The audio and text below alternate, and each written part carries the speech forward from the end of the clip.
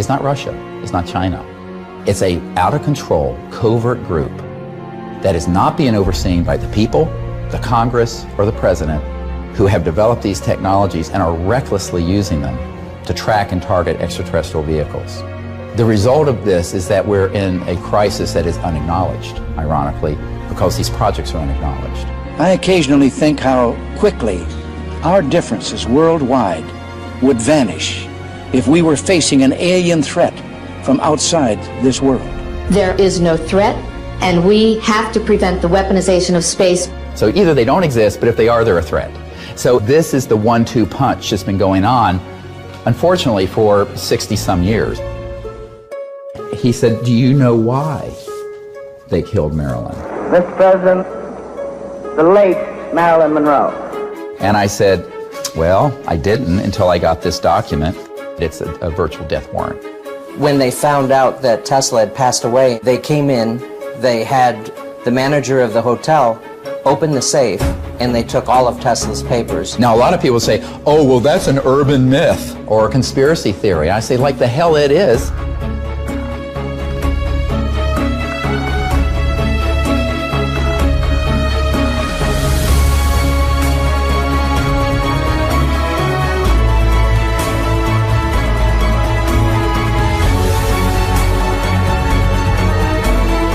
This is like a bad, conspiracy novel, except this became my life.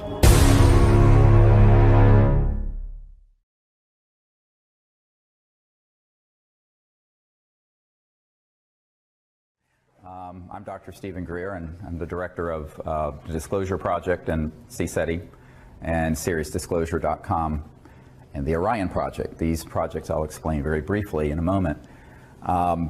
The purpose of this seminar today is really to go in depth and share things I have not shared publicly about how disclosure has happened, because it has happened and is happening, and what the process was that led up to that.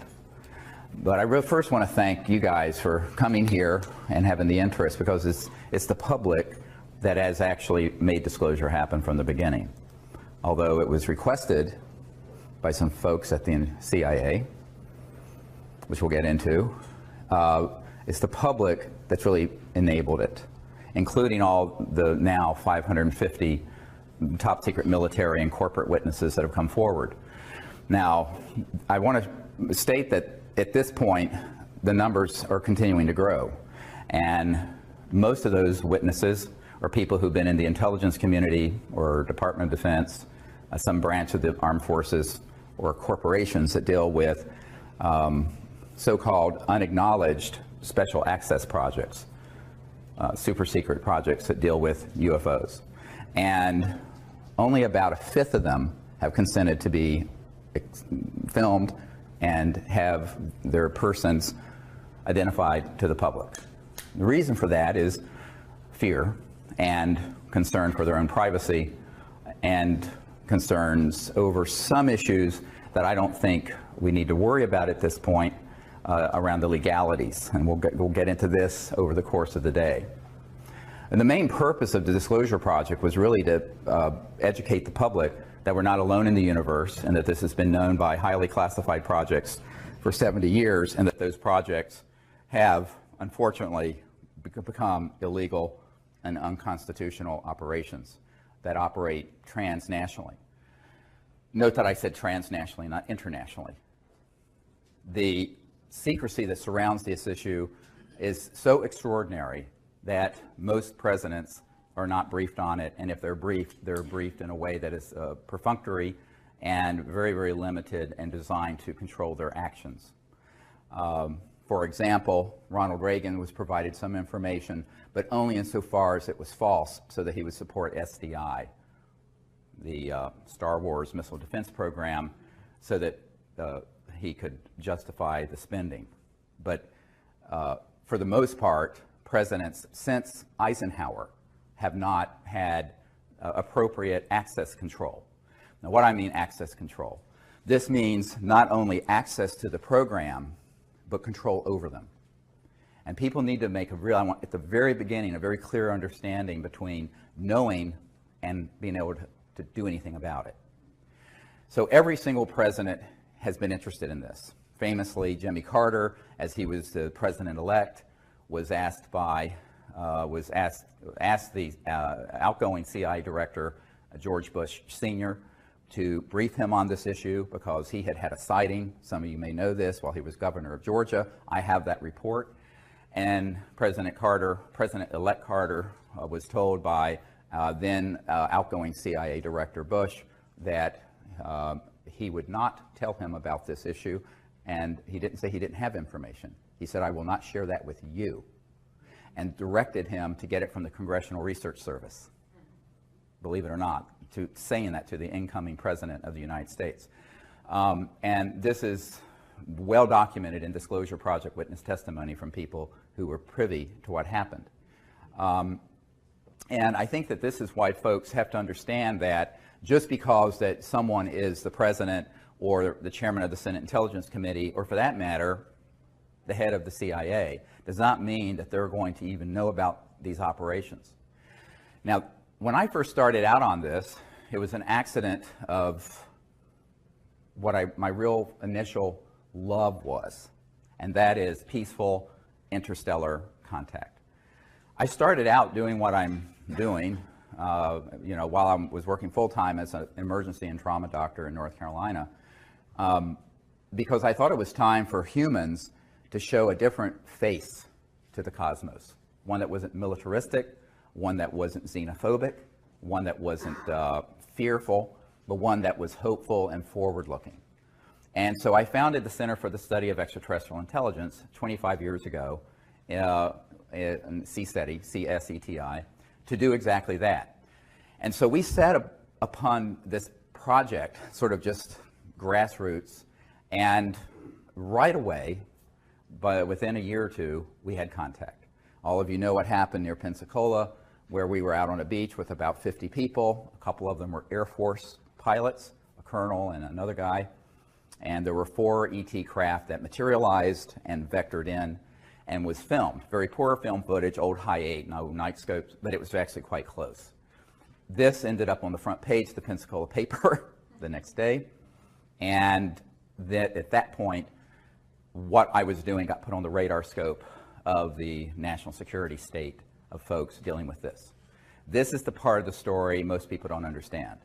I never intended to be involved with this aspect of it, because what I really wanted to do was create a grassroots movement that basically bypassed the US government or any other government to make contact with these civilizations as citizen diplomats, much like Physicians for Social Responsibility were citizen diplomats to the Soviet Union during the coldest days of the Cold War, the darkest days of the Cold War, but on an interplanetary, interstellar level.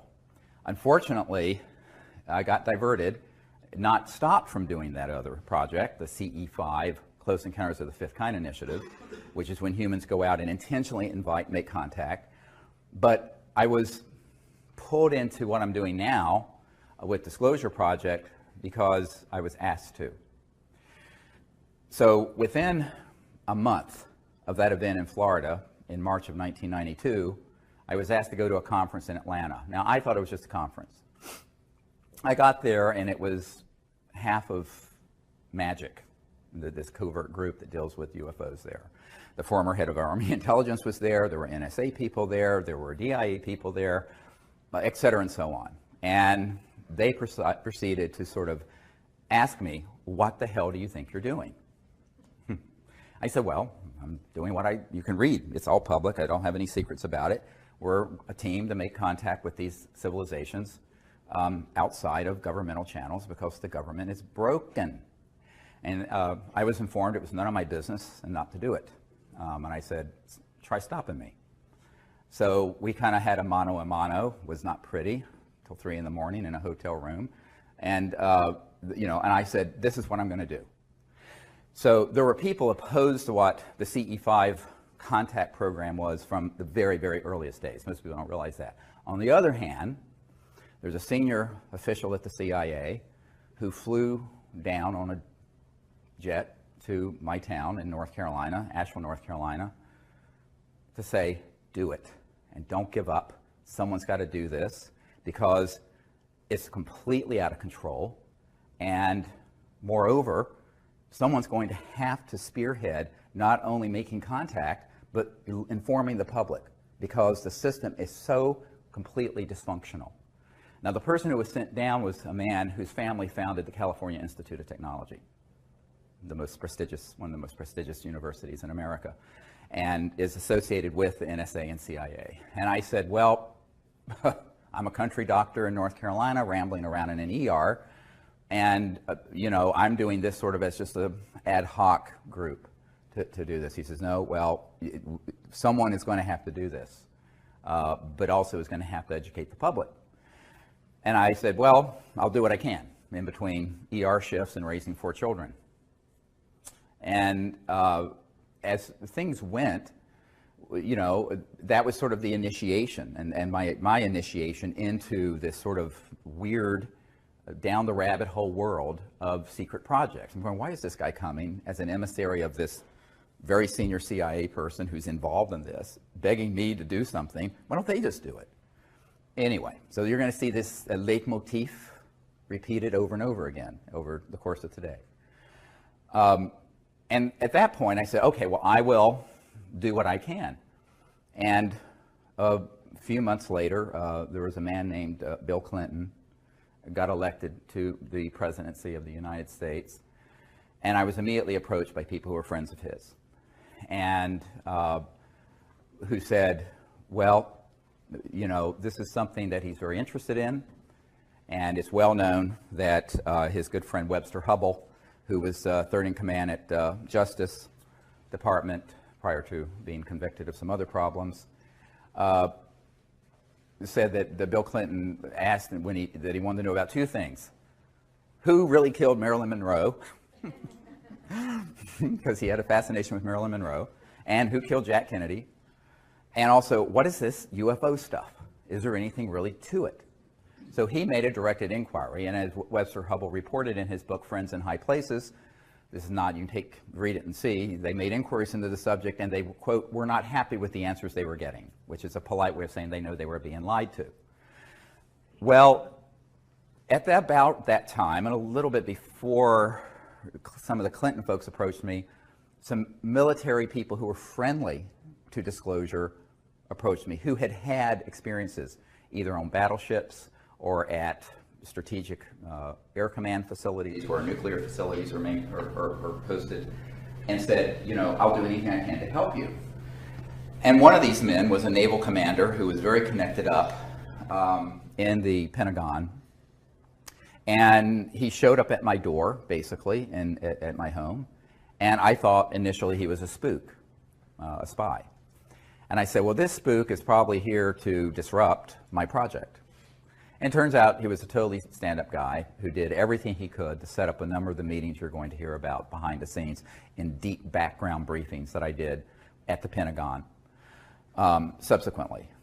And we decided to have a meeting. I was invited by a former State Department person to have a meeting at the Monroe Institute, which is ironically about 10 minutes from where my country home is now in Virginia, to discuss how to put together a team of people to brief the correct folks in government and encourage them to end the secrecy. Now, you have to understand this is 1992, 93. 22 years ago, 21 years ago, I was in my 30s, a bit naive about how government worked. I actually thought we had a functional constitutional government. I have since learned we do not. That's all window dressing. That's all the Truman Show, like the movie The Truman Show, where it's all sort of a fake. And that there's a parallel governmental process that runs this and other important issues that are completely out of the reach of the people we elect and appoint. But at that time, so we had this meeting, and it was decided that we should contact certain key people in the U.S. government to, in military speak, deconflict the CSETI contact teams from Air Force and other military operations so that they didn't interfere with us and we didn't interfere with them. That was the purpose of it, was to deconflict that. because we didn't want interference from those guys with what we were doing, which we were getting a lot of interference. We were getting helicopters, jets, all kinds of stuff coming in to our contact sites, and we still do to this day, which have been filmed and documented. So unfortunately, we said this is something that is really critical if we're going to make contact and not have it become something where something terrible happens accidentally. Okay, so my military advisor, who came forward, said, let's see what I can do and run this up the flagpole, as they say. And so he knew the head of intelligence for the Joint Chiefs of Staff, an admiral, who, Admiral Kramer, with a C, C-R-A-M-E-R. And he went in, had a meeting, and said, look, we really need to have a meeting with the Air Force intel people at Wright-Patterson Air Force Base, to which the Roswell remains were sent, and which still had what was called the National Air Intelligence Center, and then it became the Foreign Aerospace Technology Center.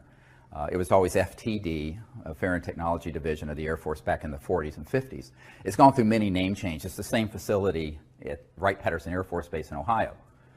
And he said, okay, let's see if you can set up a meeting. And the admiral, now this is the head of intelligence, Joint Chiefs of Staff, pushed back from the desk and said, are you serious about UFOs and extraterrestrial intelligence? And the commander, military commander, who was volunteering to help us, said, yes, we're very serious. And so the admiral said, okay, I'll do it. So they refused to take the meeting. Now, so what happened is that J2, what's called J2, head of intelligence joint staff, called the head of Air Force intelligence and said, you will make this meeting happen. And Dr. Greer will be received there because they have something to discuss with those folks. And that was now the fall, September 1993. Okay, so that meeting was set up. Now, in the meanwhile, some folks working with Boutros Boutros-Ghali, the UN Secretary General at the time, and Lawrence Rockefeller, who was the scion of the Rockefeller family, who was the philosopher king of the family. I mean, David Rockefeller was sort of the money guy with Chase Manhattan, which became J.P. Morgan Chase. And his nephew, Jay Rockefeller, was chairman of the Senate Intelligence Committee. And Nelson Rockefeller, who had passed away, who had been vice president, ironically, was his brother, who had set up the Rockefeller Commission of 1956 that completely reorganized the Department of Defense and the CIA so no U.S. president could contain or control or penetrate UFO projects. So the Rockefeller family up to their eyeballs in this. Lawrence knew that, but he was on the side of the angels. He wanted to sort of cleanse the karma, as it were, I believe, of that family and actually help. So a lot of people have, of course, attacked me for knowing a Rockefeller as proof that I'm sort of part of some cabal. I said, no, they contacted me because Lawrence knew that what we were doing was really novel and was effective because he had sent people, it turned out, to some of our events where we had contact, where we did the CE5 protocols and ET craft would appear and then disappear. He went, he took this information back to Lawrence and said, this is no joke. So Lawrence Rockefeller invited me up to New York and then invited me to his ranch, the JY Ranch in Wyoming. And as you know, that's where the Clintons, for the first couple years of their presidency, would vacation in August. But I was asked to go there in September of 1993 to basically share what he thought would just be the information about the CE5 initiative. Lawrence Rockefeller did not know about the initiative to brief senior governmental officials and encourage them to end the secrecy, which had started a few months prior to that at this meeting in Virginia at the Monroe Institute with a select number of folks that my military advisors had gathered together. That was July of '93. So he just thought it was going to be a discussion about the protocols of the CE5 initiative, remote viewing, making contact, interstellar diplomacy, all of these concepts. And so we decided that it was really time for us to go ahead and have some meetings like this with Lawrence. And I said, okay, I'll go because I have to go out. I'm on a trip anyway, taking time off from my medical work in the ER to go to Wright-Patterson Air Force Base, which also Lawrence knew nothing about. Lawrence Rockefeller knew nothing about. So here's what happened. I was going to go to the Rockefeller Ranch just as sort of a guest to share this, and during the course of a sort of a round table, and there were all kinds of people there. Robert Bigelow of Bigelow Aerospace, who's a billionaire, was there. A whole bunch of people who of various backgrounds in the UFO subculture, some friendly to what we do and some incredibly unfriendly, who we found out were working for the intelligence community, were there. And there was this gathering at this famous Rockefeller Ranch in the Grand Tetons. So one day it came up what else I was working on. I said, well, we've initiated a project to brief senior government officials in the Clinton administration and the Pentagon and members of Congress so that we can terminate secrecy on this issue and get the government to change policy, because we understand that the incoming president is favorable to that idea, which was, of course, Bill Clinton. And as a result, you could have heard a pin drop in the room. Nobody knew at all. And the first thing Lawrence Rockefeller said, what, it was like this, what are you doing? I said, well, I'm going straight to Wright-Patterson Air Force Base after this meeting to brief the colonel over this Foreign Technology Division of the Air Force. And then I'm going to, in a couple months, brief President Clinton's CIA director. So at this point, Lawrence Rockefeller and everyone there were in a state of shock. Now, that initiated what has been incorrectly called the Rockefeller Initiative. There was no Rockefeller Initiative. Let me explain that in a moment. What it was an initiative because he found out what we were doing, and his people said, you've got to get involved with this. So Lawrence wanted to play a behind-the-scenes role, and that's why he was willing to host the President and First Lady at the ranch to provide what we put together, which was called the best available evidence, which is the collection of best cases, best photos, best government documents we had that were extant at that time in 1993. So the president was invited out in the following summers, 2 summers, to the Rockefeller Ranch for that purpose. And the UN Secretary General in the meanwhile and his wife came to some meetings in what are called salons. A salon is when someone hosts a very nice meeting in a private home with dignitaries, and you have a guest, usually some surprise guest or some interesting character like me, to come in and inform the New York 100 about what's going on. So that's what I did, and they were incredibly successful. Subsequent to that, Mrs. Boutros-Ghali invited us to have a meeting at the UN so I could brief a lot of the diplomats and friends of hers in the UN who were supportive of ending secrecy and making peaceful interplanetary contact. And actually, Leah Ghali herself hosted that for me at the United Nations. I'm just trying to give you sort of a sense of what happened before May of 2001 with what's now very famous National Press Club event. So this was all going on with the idea that if we were to provide the correct information to the president and to his advisors and to members of Congress, the key people in Congress, they would do the right thing and would disclose this information because the Cold War had ended, and we thought, here's a fig leaf to put on the secrecy, even though it's a bit of a misdirect. But politicians always need to have a cover. CYA, Washington's all about cover your ass. So to explain 40 years of secrecy, they could have said, well, during the Cold War tensions, we didn't want to throw into that mix the fact that we're being visited by interstellar civilizations, and with also a program to study what their technologies are. And now that the Cold War is over, we can come clean.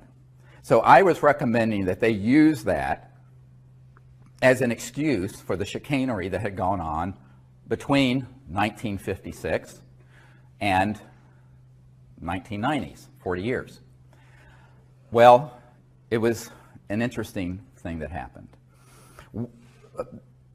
in the fall of 1993, I was given a lecture at the Colorado State University, hosted by astronaut Brian O'Leary and Maury Albertson, who was one of the co-founders of the Peace Corps.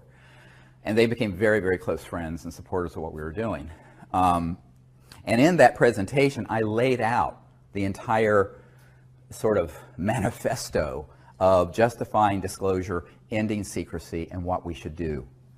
And at the end of that talk, and I don't know, there were maybe 800 people there, 1,000, something like that. There was a man, a little bald man, standing at the back of the room. And he wouldn't leave, and he waited till almost everyone was gone. He came up to me and he said, "Dr. Greer, I think I can help you with this.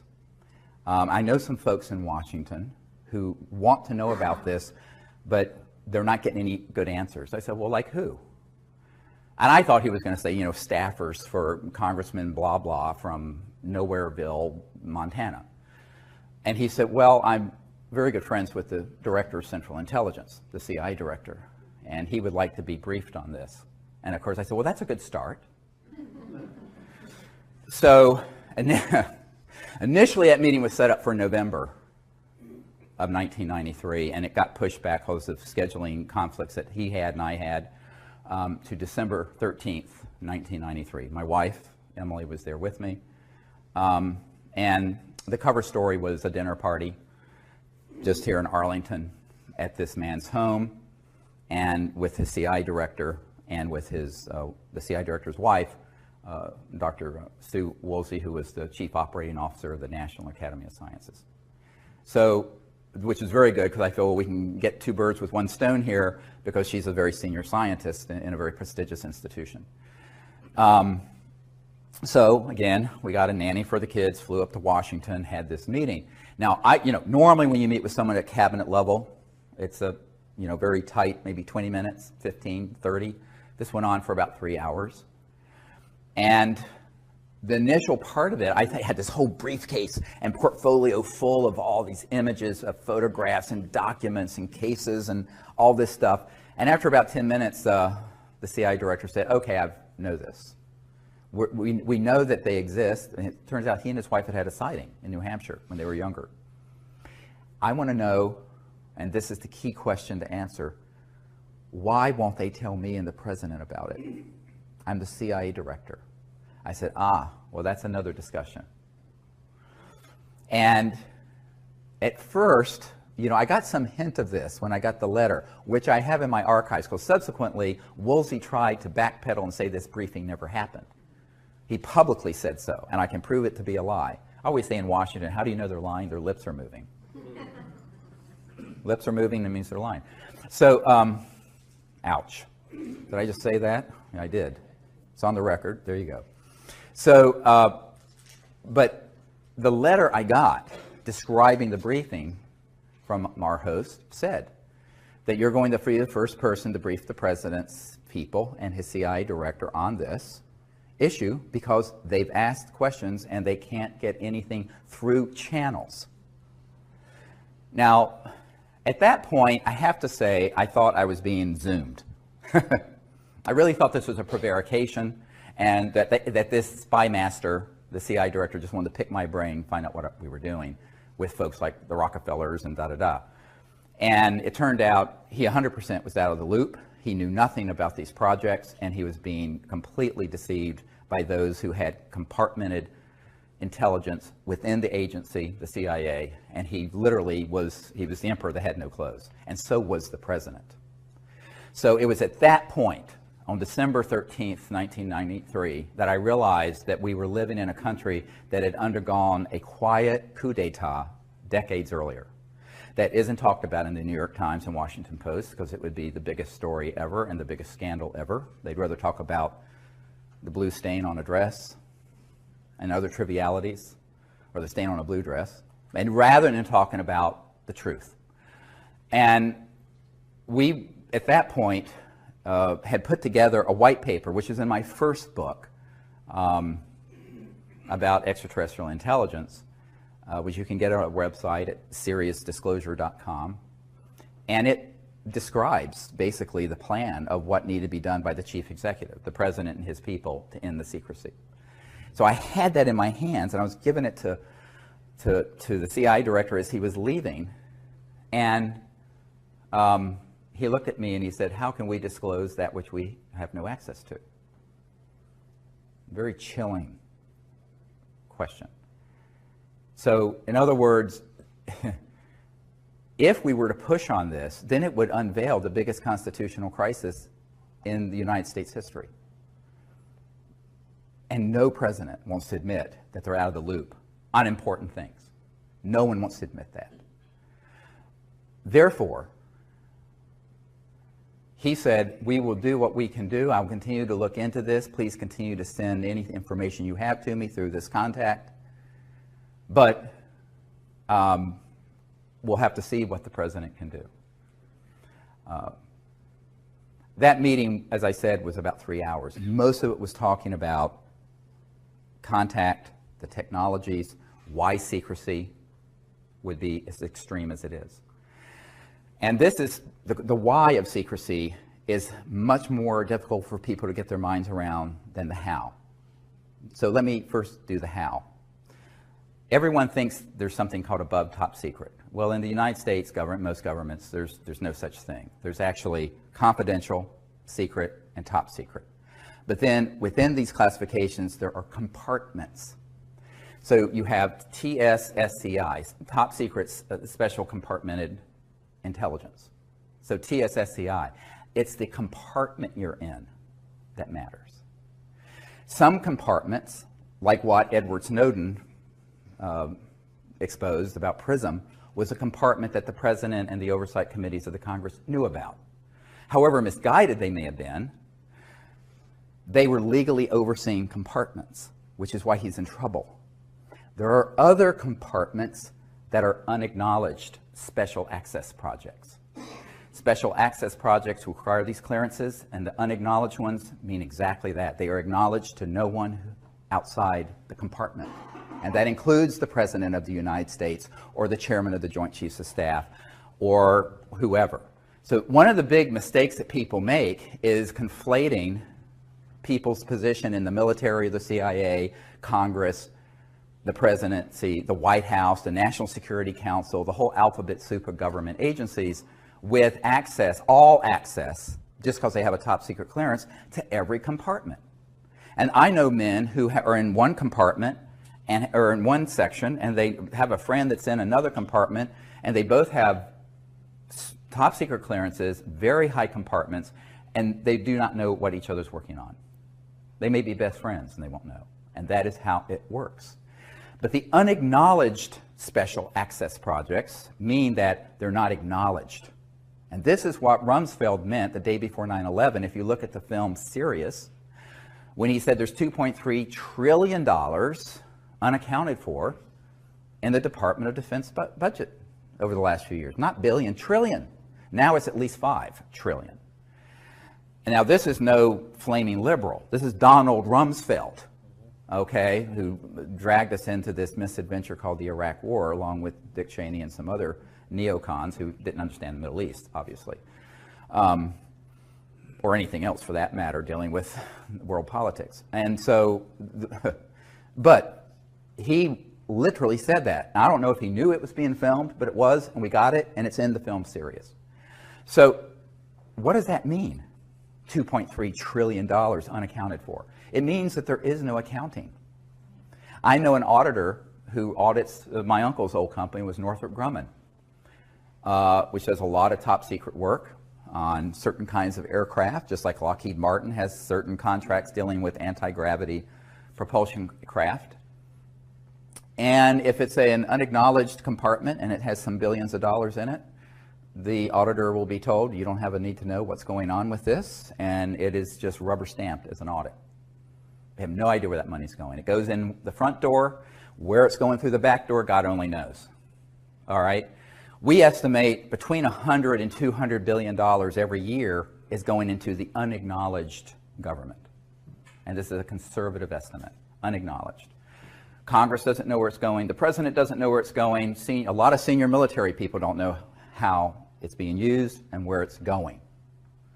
My military advisor for 20 years was in one project that was a $3 billion unacknowledged special access project. The admiral that he was working under, where they basically went into a SCIF, a secure communication intelligence facility underground. Everyone's weapons were taken, everyone's cell phones, watches, anything electronic taken. One man went down there with them with a gun. And the gun was the security enforcement officer for that USAP, Unacknowledged Special Access Project, USAP.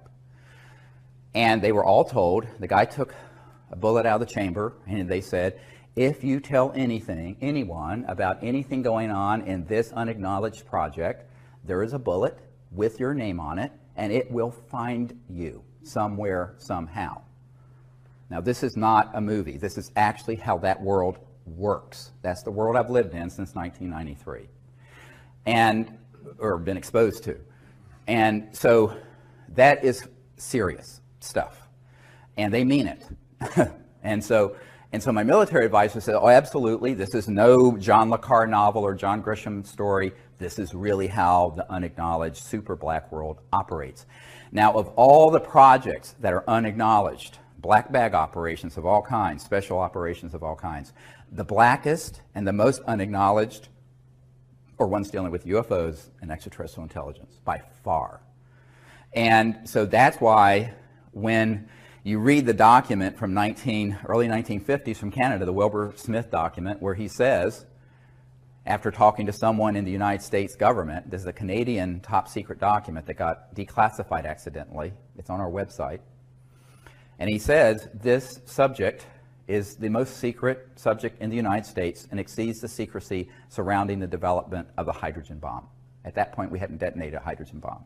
Imagine something more secret than the ultimate doomsday weapon. Not an atomic bomb, a thermonuclear hydrogen bomb, which is what we were working on in '51. So the thing I'd point out to folks is that these sort of operations have gotten so out of control that that's why Eisenhower said, beware the military-industrial complex when he left office in 1961, just before Jack Kennedy took office. And Eisenhower, on his watch, and he was bitter about this to the very end, Jackie Gleason, a famous comedian, his wife told our team that Jackie Gleason and Eisenhower were good friends, that Gleason was bitter about this and heartbroken about this to the day he died, that he had lost control over these UFO projects. And that happened between 1956 and 1961. Now, why did this extreme, so this gives you an idea of how unacknowledged special access projects work. They're hermetically sealed silos, and no one outside that compartment, that matter your position in government, doesn't matter your clearance, will know what you're doing in it. So wrap your mind around that. That is how these projects are managed. And we're talking an almost limited amount of money they can use and access to enforce this and run those projects. Is it legal? No. Is it dangerous? Yes.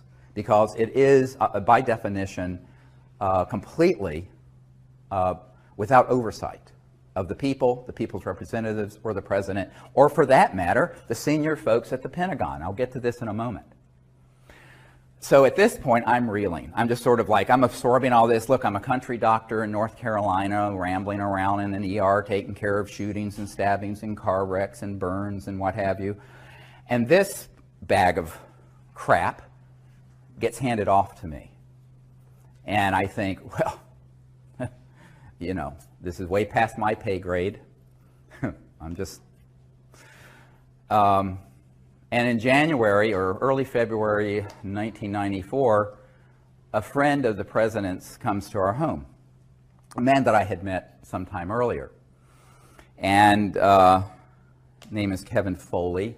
This is years enough gone, I'll go share his name. And his brother would stay overnight at the White House a lot and have breakfast with the president. He was a big fundraiser for President Clinton from Minnesota, Foley family, very well-known political family.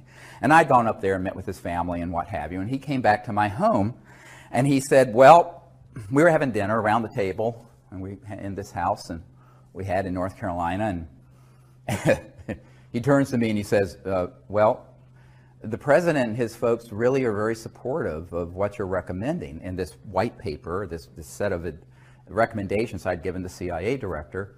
But they're concerned that if he does this, he'll end up like Jack Kennedy. And I start laughing. I think, well, I think he's joking. I mean, this is ridiculous. And he stops me. And because he was sort of a big, kind of heavy-set, jolly, sort of gregarious political operative, you know. And I just thought he was making a joke. Like if I tell you I have to kill you, sort of cliche. And he stopped me and he says, no, they're not kidding. I said, well, Kevin, don't talk about this in front of the children. The children were small then. And I said, we need to, talk in the library after dinner about this. So we went to the library after dinner to talk about this issue. And I was very, very concerned that this could even be on the radar of anyone at the White House. And he says, yes, absolutely. The president is convinced, and his people are convinced, that if he were to push on this issue, that he would be subject to a TWEP, a termination with extreme prejudice. TWP, TWEP. And I said, well, then what do you want me to do? I mean, look, it's not like I've got a Secret Service detail. And he said, well, no, they think you can do this. You should go ahead and try to bring this stuff together and bring it. I said, oh, yes. I said, I'm expendable. He says, yes. I said, doesn't matter if I get killed. You can't risk the president. He said, that's right. You are expendable.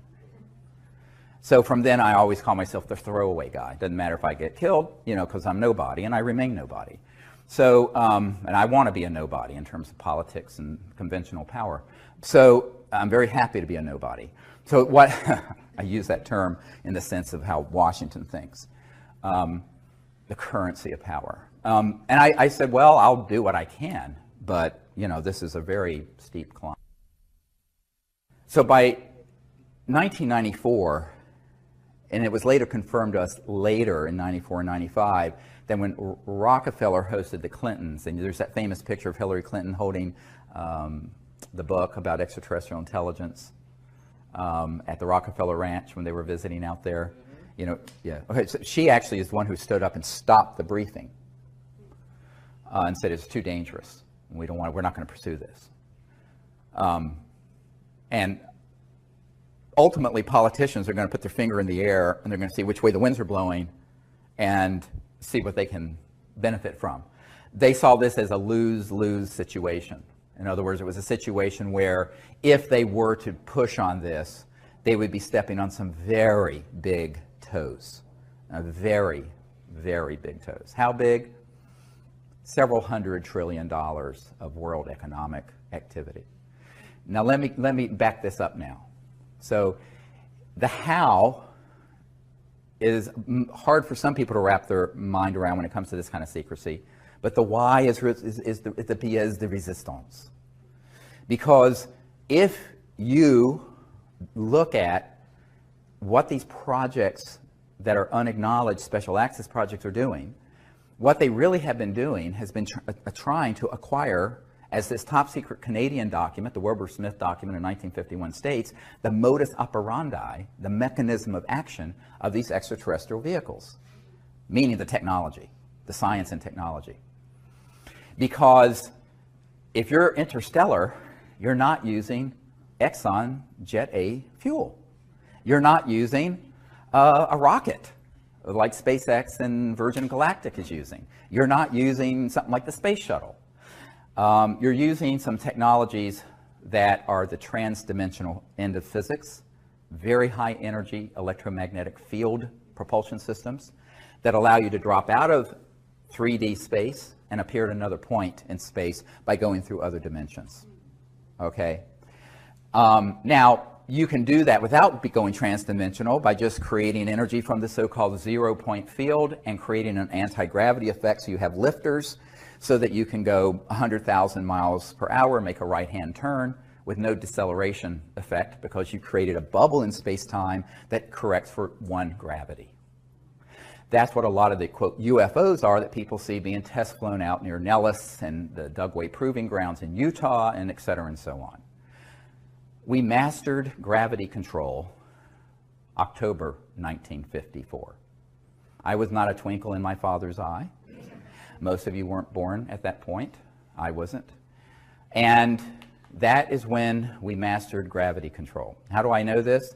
The third highest ranking official at the Naval Research Labs, the largest defense lab for the Department of Defense here in Washington, has been a friend for years, and he was in the vault and saw the documentation for this, unredacted, because it's all the original documents, and that was the date. So we have not needed jet engines, rockets, oil, gas, public utilities, surface roads, think about this, steamships, internal combustion engines of any sort for at least 60 years. And if you really go back to the earlier part of the century, we're just plain free energy from Tesla type things, 100 years. But you're stepping on a stockpile of money and commodities and mineral wealth being traded, oil, coal, other uranium, that's worth, in the aggregate, several $100 trillion. The U.S. federal budget is $3 or $4 trillion. And if you take out entitlements and things that are mandatory, it's a fraction of that. So it's the tail is wagging the dog here. So the financial interest, the petrodollar interest, the big commodity trading firms like Goldman Sachs, and the big money folks, that's where the action is.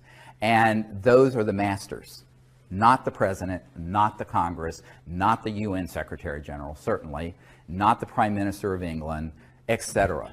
So let's just pull the mask off and just admit that we're living in a period of petro-oligarchs, kleptocrats, klepto meaning theft, like a kleptomaniac, kleptocrats, and that this sort of myth of free markets and a free society and an open and free democracy is just a myth.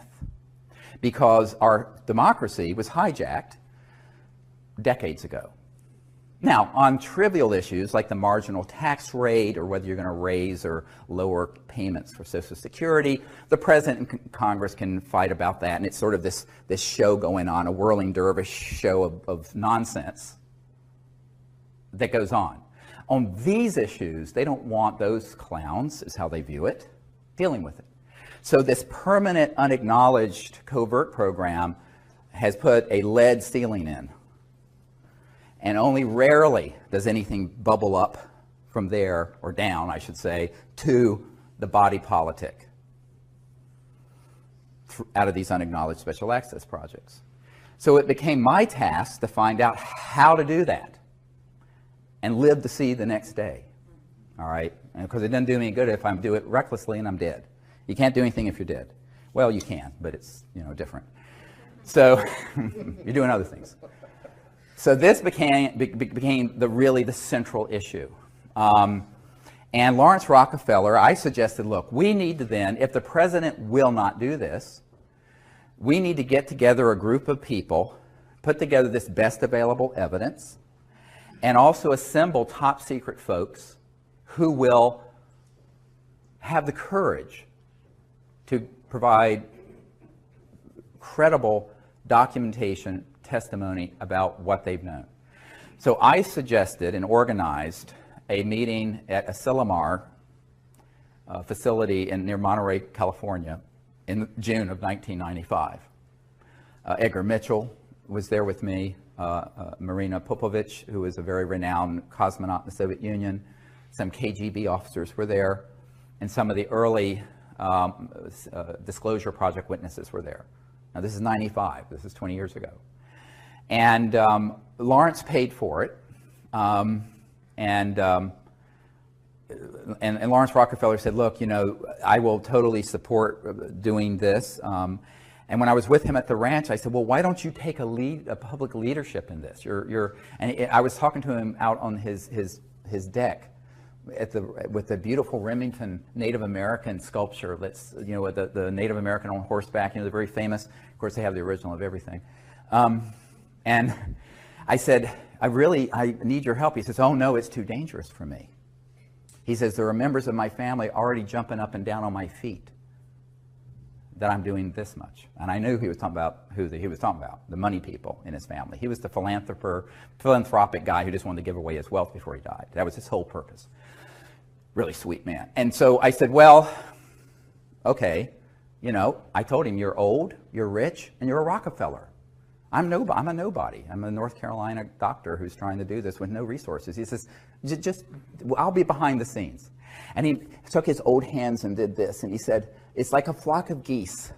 You know, we're all flying together. I'll be back here, and you need to be here. I said, well, yeah, but that head goose gets all the head. They take turns. He said, no, you be up here. It was very comical. I said, oy vey, this is like, I said, okay, that's what we'll do then. And he wanted to stay behind the scenes, but he was provide that support, hosted the Clintons. So we had something called Project Starlight that formed before the briefing of the CIA director. That was the code name for what became the Disclosure Project that all of you know about. And Project Starlight, with the AP, the Associated Press sued the Clinton Library and got those documents. Those documents are in my first book. And at Asilomar, we had all these dignitaries, including Kevin Foley and astronaut Edgar Mitchell and Maureen Povovich, and all these folks sign a letter to the President of the United States recommending ending the secrecy. It's in my first book. Buy it, get it, see it, read it. And that, however, was the Associated Press a couple years ago sued the Clinton Library and got those documents, and they put them out on the internet. Now, at this point, we knew by '95, the President, with all the cajoling we could do, with all the work Lawrence was doing behind the scene, hosting Bill and Hillary at the JY Ranch for their vacations. A very good friend of the President's, I don't want to name her, but used to live at the White House and very good friends with Hillary, you know, said that Hillary did not want to deal with this at all, but Bill was so interested in it, you know, he would pull out the best available evidence briefing packet that we put together, and we'd be sitting in the private quarters of the White House going through it. And she's this hilarious woman who did a perfect imitation of Bill Clinton. And he said one time they put it out on the floor and she was sitting there with him. And he was going through it going, well, I know all this is true, but they won't tell me a thing, not a goddamn thing. Just like that, about all these secret programs. So when she told me that, I said, it sounds like Mr. Clinton. So from '95 until '98, I proceeded then to approach various members of Congress.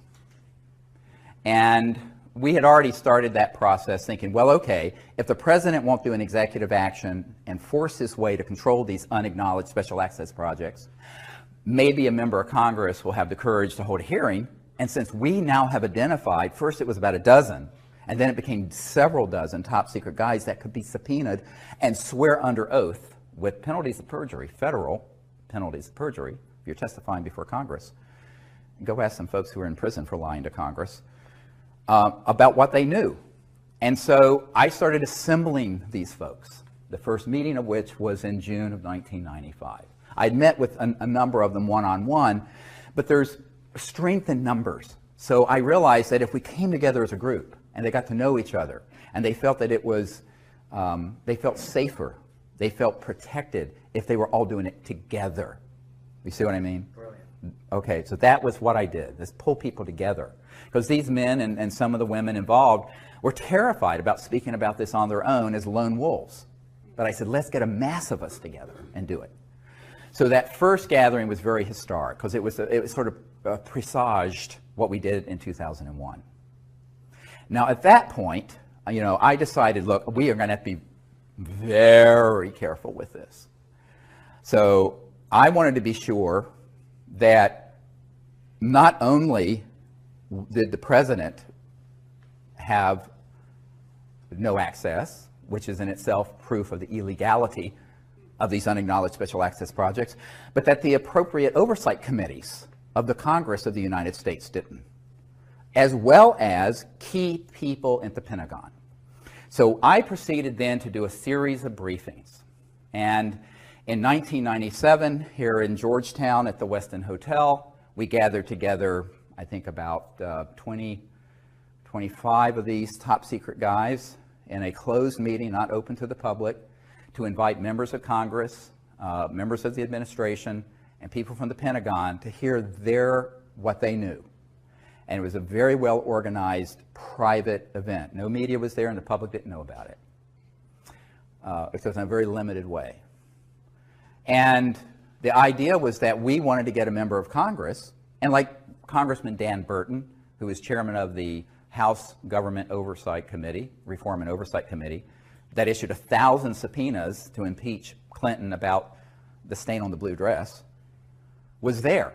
And he was interested because one of his closest friends, who kept his appointment schedule, had had a UFO come outside her window in Indiana some years ago and told him about it. So he knew the UFOs were real. And he turned to us and he says, I want everything you have, everything you have. And then someone got to him and he didn't hold the hearings. But there were many members of Congress and other people. There were people from the Vice President Al Gore's office there. There were people from the White House. There were people from the Pentagon. The day after that event, I went straight to the Pentagon and did a briefing, what's called a stand-up briefing for J2, the head of intelligence for Joint Chiefs, a different one from the one who forced the meeting at Wright-Patterson Air Force Base. And this Admiral Tom Wilson hosted us at the Pentagon in the E-ring, you know, where all the admirals and generals are, the outer ring, because they get the views. So the inner ring can't see anything. And I went there with astronaut Edgar Mitchell, myself, a couple of the Disclosure Project witnesses, and my assistant, Sherry Adamak. And what was fascinating is that before I went, I had my military advisor send to the Admiral a document I had received. And it's the first top secret document in the briefing for the President that I did for Obama, which we'll get to in a little bit. And in this is dated from the 90s, and it's from Nellis Air Force Base, what people call mistakenly Area 51. It's not the proper name. And this document actually was a security alert because there were some UFO spotters who had penetrated the perimeter of Nellis, and they were going to have to shut down operations with their EMGs, their electromagnetic anti-gravity test flights in that range that they have built. And the list is fascinating for the names of the compartments. And I just want to share a few of them just because, and this is dated 28 July 1991, 0900 hours. And it's from the National Reconnaissance Office, NRO, which is the super secret spy satellite operations part of the Air Force originally. So it went to Commander's Net, Royal Ops, Cosmic Ops, that is a clearance. These are all compartmented operations. MAJ, M-A-J Ops, Magi Ops, COMINT, COMSEC, ELINT, Human Intelligence Ops, AFOSI, Nellis, Air Force Office of Special Investigations, and then a whole bunch of different numbered compartments. Red Flag, Dart East, Dart South, Pahut Mesa Military Operating Center, Sally Corridor, key one, Groom Lake, MOC, Dreamland, MOC, Blackjack Team. Blackjack control is at Edwards, by the way. The control is at Edwards, but there was a team at Nellis. Acrotech, Sea Spray, etc. So one of these compartments was known by Admiral Tom Wilson. I don't know which one. But it was being operated through a contractor. All the important stuff is done by corporate, by the way. If it's key, it's corporate. Lockheed Martin, EG&G, E-Systems, Raytheon, Northrop Grumman, Booz Allen Hamilton, on and on. Edward Snowden, by the way, worked for Booz Allen Hamilton, who contracts for the National Security Agency. So the corporate world is actually where most of the USAPs get centered. And then they interface with these USAPs within military and intelligence, like this. And if you approach it from the government, they say, well, it's, you know, it doesn't exist. And you approach it from a corporate, it's privatized. It's a corporate secret, like Microsoft's code. Got it? It's hermetically sealed away from everyone between those two techniques. Very clever. Very illegal, very clever. But the mafia is always very clever. And this is the biggest mafia in the world. So when Admiral Wilson recognized one of these compartments, he contacted them. Now this is prior to me and Edgar Mitchell and other people arriving at the Pentagon in the spring of 1997. And he picked up the phone and he said, this is Admiral Wilson. I'm head of intelligence joint staff J2. I'd like to be read into, which means briefed. I want to be read into this project, blah. And they said, yes, sir, we know who you are, but you don't have a need to know. And he said, God damn it, I'm the head of intelligence for the Joint Chiefs of Staff. How can I not have a need to know? And they said, sir, we cannot discuss this with you, and we will not. Click, hung up on him, blocked his line, would not receive any further calls from. This is an admiral in charge of intelligence assessments and putting intelligence together for the Joint Chiefs of Staff of the Pentagon of the United States.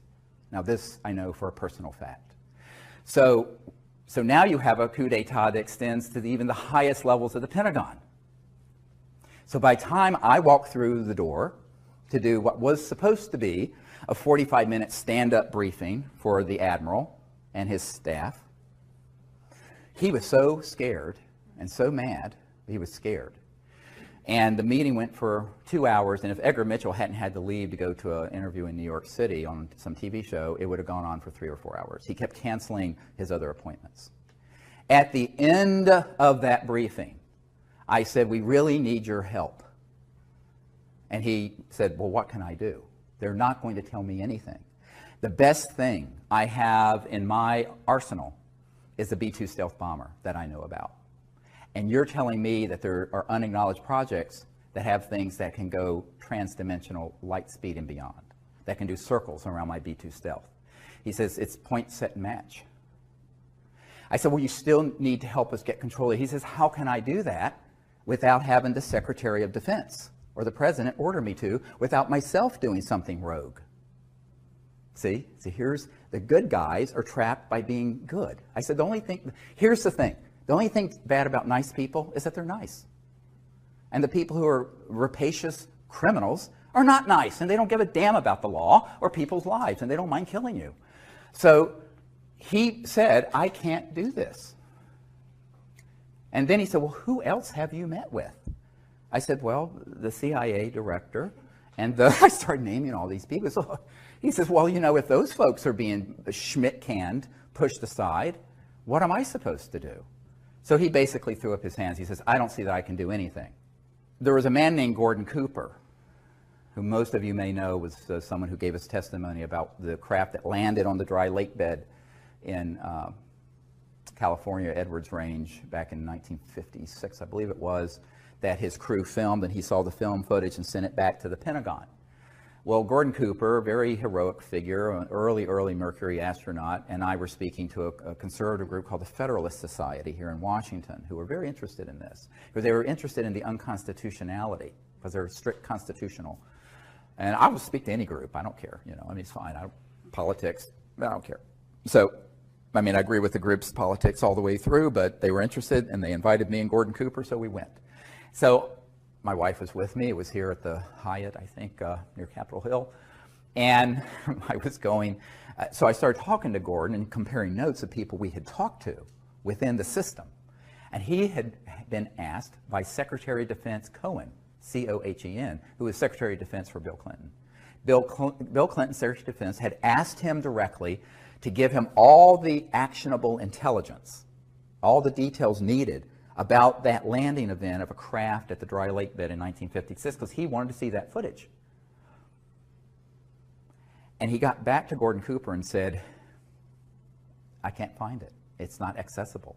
It's in this unacknowledged project, and the Secretary of Defense. So there's another person proven out of the loop. So I started making a list of all the people who had been denied access, who by all rights absolutely must know if it's a legal program. Secretary of Defense, President of the United States, CIA Director, on and on and on.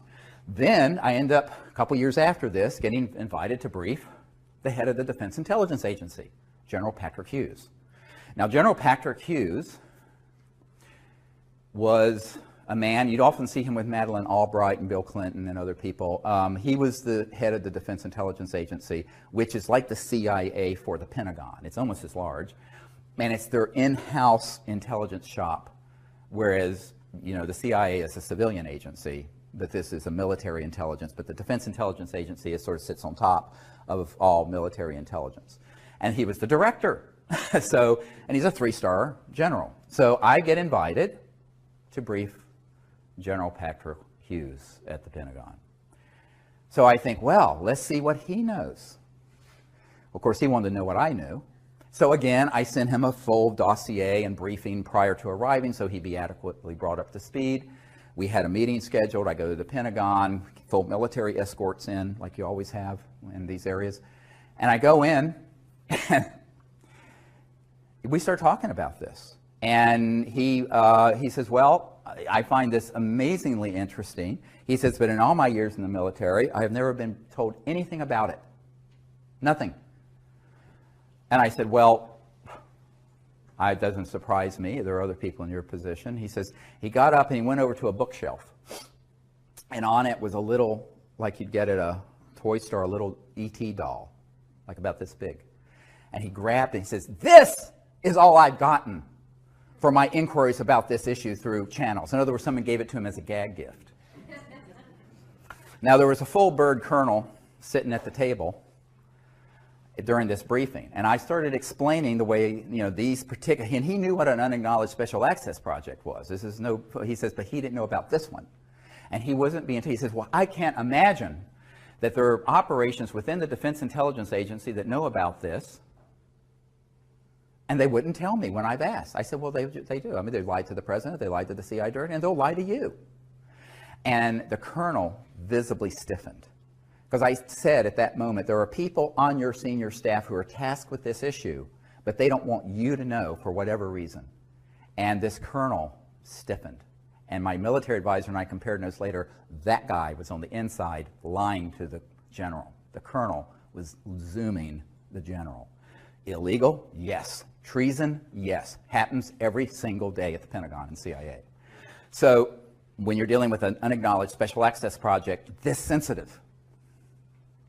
So these are not conspiracy theories. I've been there. I'm the guy who set up these meetings and was there. And I will say that I'm the only civilian you'll ever meet who's had meetings of this nature with people like that all over the world. So I wanted to put this on the record. Now, after this, we had about a 15-minute discussion, and then the general told me something very surprising. He says, you know, my father, this is General Patrick Hughes telling me, my father knew of some kind of illegal conspiracy in the U.S. government back in the 50s and 60s, because he apparently was also a very high official, that was so serious, and we thought the old man was a kook, referring to his father.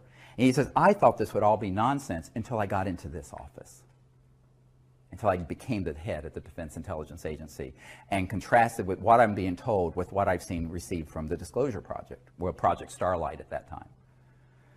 And he said that, you know, my father was so upset by this, he eventually ate his gun, committed suicide. And, yeah. You know, and you know, so the weight of this is huge, huge. So I said, well, you know, you just move on. But he said, I don't know what I can do because they're not going to tell me anything. I said, but I have Disclosure Project witnesses inside the DIA who've seen satellite imagery of ET craft out in space. We have their testimony. He says, well, they won't tell me anything. So, of course, what you realize is that these positions rotate.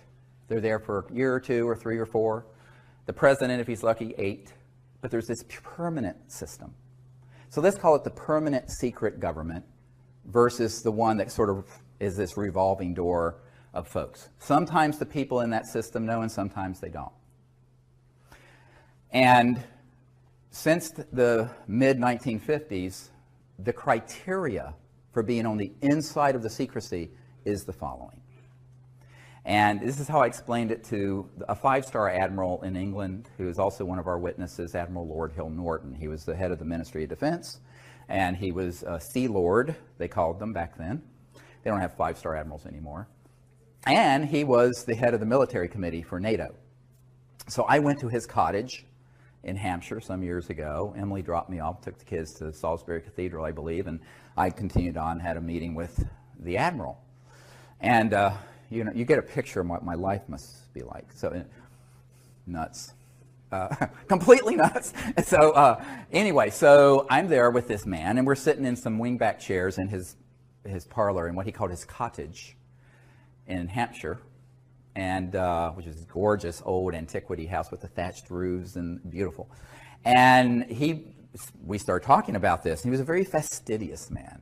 He had a little teeny notepad like this and a pen, and assiduously taking notes, very, very. And we got to this question, and he said, well, you know, the entire time I was the head of the Ministry of Defense, which also means you're head of MI5 and MI6 and the intelligence units in England. It's the same position there. It's separated here. You have CIA Director and Secretary of Defense. There it's one head. And he says, this issue was never briefed to me. I was never told anything. And I said, yeah, that doesn't surprise me now. It would have maybe a number of years ago. And he said, and as military, the head of the military committee for NATO, I was never told, even though I now have learned NATO was dealing with some of these events, such as the big events that were in Belgium with the massive triangular craft and things like that. Well, I said, he says, and I want to know why they wouldn't tell me. It was like his pride was a sense of propriety. Oh, he was a lord in the House of Lords also. He says, why wouldn't they tell me? And it was a little bit petulant, but also hurt. And I said, well, let me answer your question with a question. And he didn't like that. He thought I was being a cheeky American. And I said, but just bear with me. What would you have done if you found out that there was a cabal that had run amok of the laws of all the democracies, that had this information and had the technologies to completely fix the environment, end global poverty, create a civilization that would be sustainable for thousands of years with these types of free energy technologies, and that they had killed people to keep this secret, assassinated people, and broken the laws of their country and their solemn oaths to uphold their constitutions to do so. He said, I wouldn't have stood for it for a bloody minute. I said, that's why they didn't tell you. I said, the first thing they do when they make a decision that you're in and you're out of the loop of this issue is whether you'll go along with the secret agenda. If you're going to go along with the secret agenda, they'll tell you. And they'll give you a little bit, and then a little bit, and then a little bit, and bring you up through the system. If they think that you're the kind of stand-up person who would be appalled when they find out what the criminality of this group is, and how illegal it is, and what damage they're doing to the earth and to the humanity by keeping it secret, and that you might blow the whistle on it, like Jack Kennedy was planning to do in his second term. That's why they took him out. And that's why they took out Marilyn Monroe. I have a document to prove it. And top secret document from the NSA vault. It's in my first book. Go read it. Nobody reads anymore. But anyway, what was interesting is that he looked at me, he says, that is it then. I said, yes. They do a soul biopsy, like doctors do biopsies. They do a soul biopsy and a psychological analysis to see if you would be willing to go along with that agenda. If you are willing to go along with it, they'll give you little bits until you rise up through the system. If you divert from the system, they take you out. You're going to be dead. So they've learned not to be too reckless with who they tell, because they don't want to have to kill too many people and leave bodies scattered that looks conspicuous, like they did in the 50s and 60s with John Foster Dulles and President Kennedy and Marilyn Monroe and other famous people. So I said, that's why it's managed this way. Now, you may have had a predecessor who was MOD head, who came up through that system, who knew all about these projects. So it doesn't have anything to do with your rank. It has to do with your values. It has to do with your willingness to go along with an agenda that is the most criminal, evil, dangerous agenda that any potentates have ever had in the history of the world that we know of. And that's what we're dealing with this super secret Magi group. And they are not going to be reckless in who they read into and pull into those projects. So that is something you have to understand. Now, Let's fast forward to the congressional initiatives, which I began in the mid-90s. So I mentioned the chairman of the House Government Reform and Oversight Committee, Dan Burton. There was a man, many of you who were low income, like myself. I was very poor growing up, probably went to college on something called a Pell Grant. Senator Claiborne Pell of Rhode Island started the Pell Grants, sponsored that bill. And he was at a meeting with the Noetic Sciences Institute, and I did a briefing for him and met with him there. And it was very interesting because he was chairman of the Senate Foreign Relations Committee. Very key committee, foreign relations. And he said, you know, I've wondered about this my entire career. We've made inquiries. We've never been given any information through channels.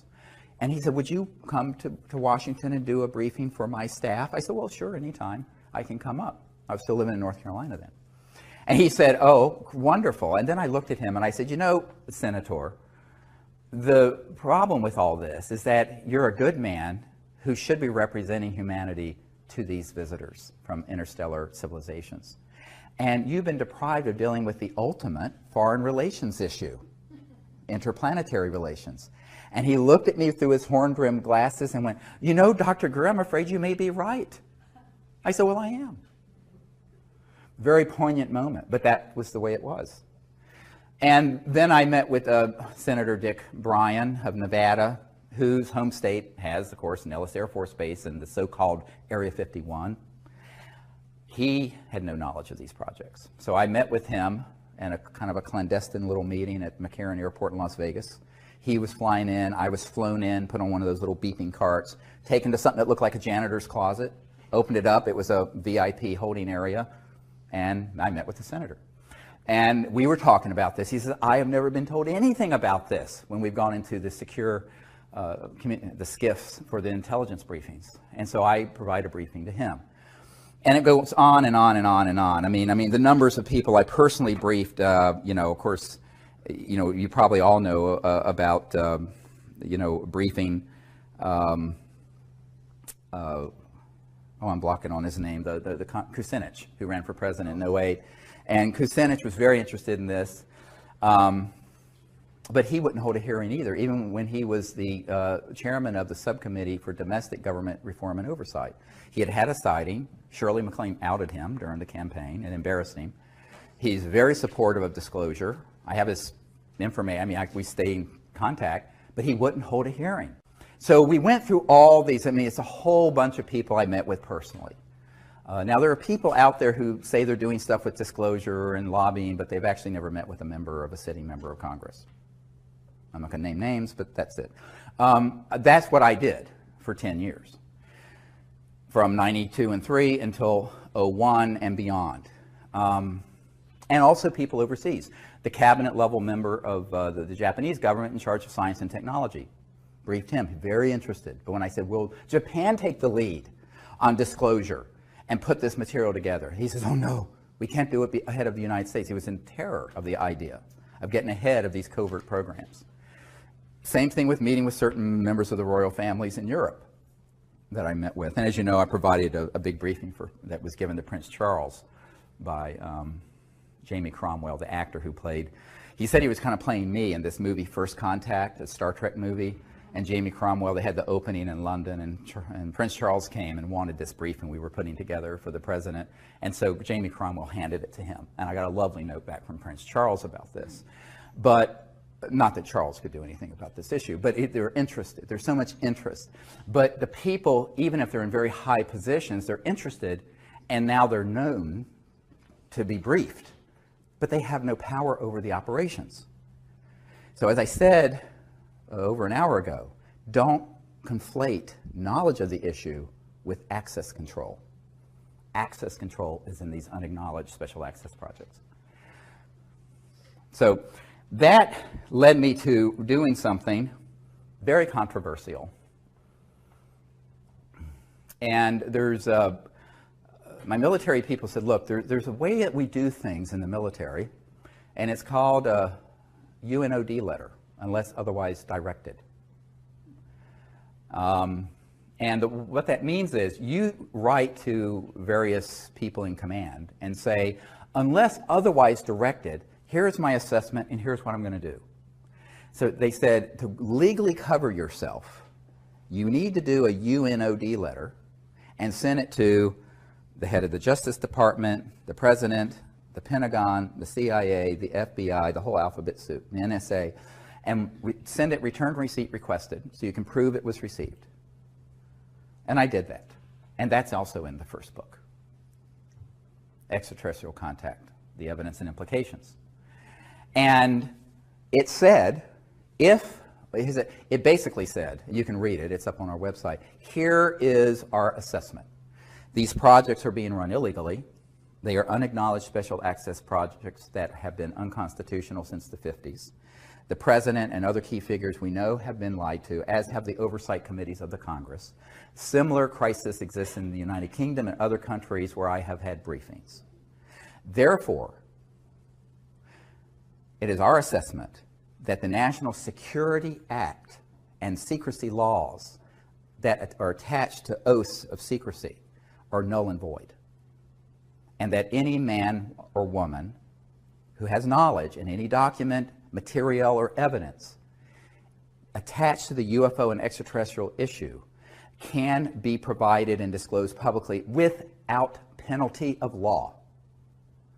This is our assessment, and unless otherwise directed, beginning as soon as we can organize it, we will proceed with disclosing this testimony and these documents.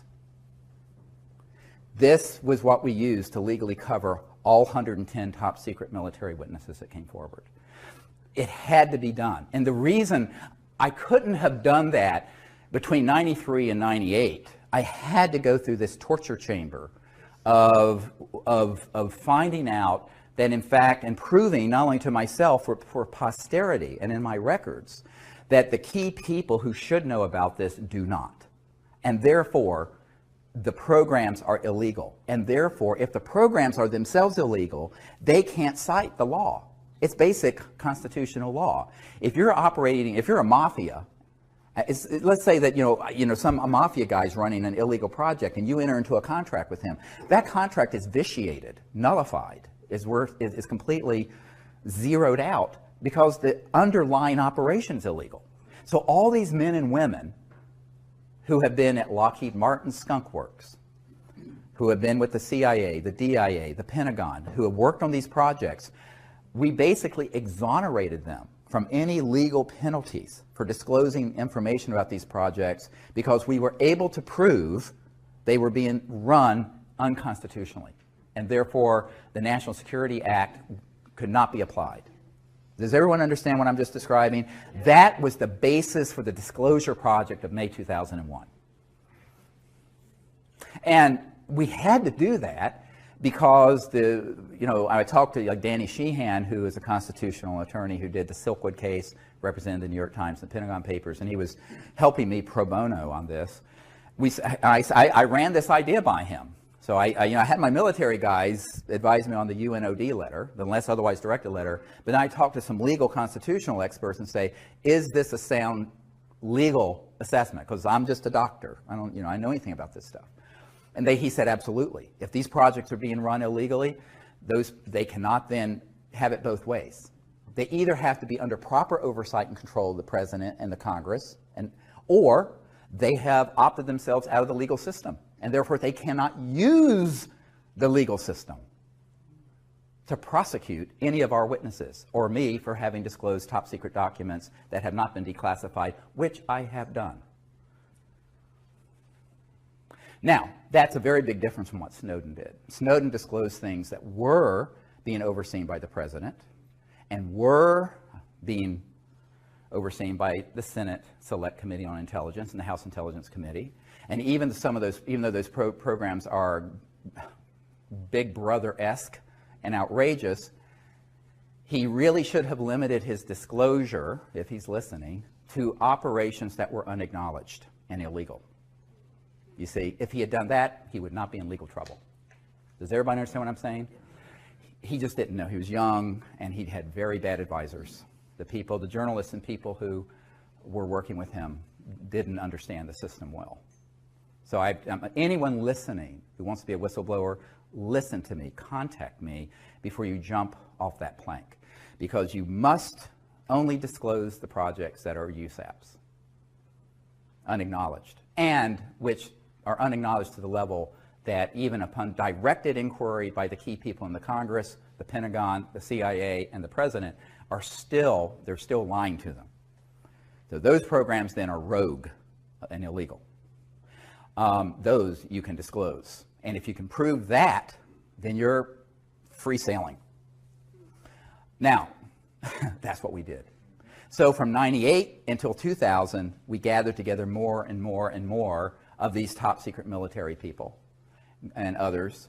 And I went all around the world and interviewed them. There's several dozen of them up on our website at SiriusDisclosure.com, SIRIUS Disclosure.com. Their testimony is a book that we put together called Disclosure. Some of it. I mean, it's so voluminous. To give you an idea, I had 110 hours of testimony that I had to cut down to the 4-hour and 2-hour DVDs that you can get on our website. There's so much material. So it's unbelievable amount of material that that's on digital film. I mean, honestly, I did most of the filming, so it's not professional because I'm a klutz with cameras, but that's all. We didn't have the funding to do this, like a big project. We just did it. It was all, by the way, the Disclosure Project had no paid staff, no office, all volunteers working in our spare time, all of it. So that's how it got done. And it still is how it's happening. So I think that people have to understand that, we did the best we could with what we had. It wasn't like we had a $5 million grant or a $10 million grant to do this. We had a couple $100,000 to travel the world, interview all these people, and launch it at the National Press Club, which became the biggest event in the history of the National Press Club since Ronald Reagan was there. And at the time that we did the May 9th, 2001 event, it was the most watched event in the history of the internet, the entire internet. And the company that hosts the internet broadcasts out of the National Press Club said they had so many people trying to see it, it crashed their system. And that Bill Gates and others were watching this because they had never seen that many people trying to get on to see it. They had to grab every T1 line in Washington at the old system. Now you can handle it, but they couldn't handle it in 2001. And it was all in the media. Eventually about 800 million people around the world saw it. But then one by one, the media were contacted and told, take this down, take this down, take this down. 4 months later, 9/11 happened. But in the course of all of this, I've learned a lot. But, one of the things I've learned is that you cannot expect people in power to bite the hand that feeds them. It's like the old 9 Inch Nails song. Will they bite the hand that feeds them? And the answer is usually not. And the other thing is that the currency that matters is, it's not impressive if you're a billionaire. I know a lot of billionaires. It's not impressive if you have a law degree from Harvard. It's not impressive if daddy left you $10 billion. It's not impressive if you're the president of the United States, if you're not willing to do the right things for the people of the world and of the United States and have the courage to do it. Now, that one word, courage, comes from heart, from the French. Do you have the heart and the courage to do it? That's what's been missing. Because for the most part, our politicians and our attorneys, most politicians are lawyers, they come up in a system where it's self-aggrandizing, naked ambition. And most people in the corporate world and in the political world are not going to do something that could be an enormously dangerous thing for themselves personally and could ruin their careers by being associated with it. And that's why I concluded by 2000 that the people have to do it. We, the people, have to do that. Now, one of the real other issues that came up recently was, have there been people who, over a period of time, been trying to work this within the system? Yes. There's a senior official at the CIA who, for 20 years, has been very, very supportive. He's part of that group, but he's on the side of disclosure. But he can't stick his neck out too far because he saw what happened to former CIA Director Colby when he stuck his neck out, he was going to give Bill Colby, the CIA director, I think for Ford and Nixon, was going to hand off one of these 0-point free energy devices and about $50 million in seed money so we could get it out to the public. And the week he was going to meet with a member of my board, they found him floating down the Potomac River. Almost absolutely was assassinated. We can't prove it, but his best friend, a colonel, met with me and said, yes, that's what happened. And he knew it was a risk. So a lot of people who are friendly to this, who are on the inside, are afraid of being tweaked, terminated with extreme prejudice. And then you have other people who aren't on the inside, who don't have the courage of the ridicule factor, because the New York Times and the Washington Post, the big media outfits that are wholly owned subsidiaries of the intelligence community, frankly, when it comes to this issue, are going to absolutely roast and ridicule any politician that brings up the word UFO. It has to be done like on Kimmel, you know, just sort of ha ha ha, make a joke of it.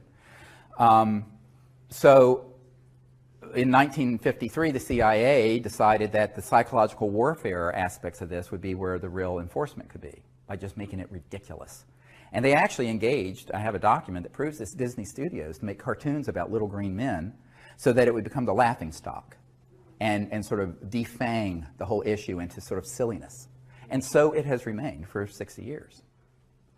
So it takes a lot of courage, not just in terms of your personal safety, but your reputation, because you're going to be ridiculed and laughed out of meetings, or you're going to be teased.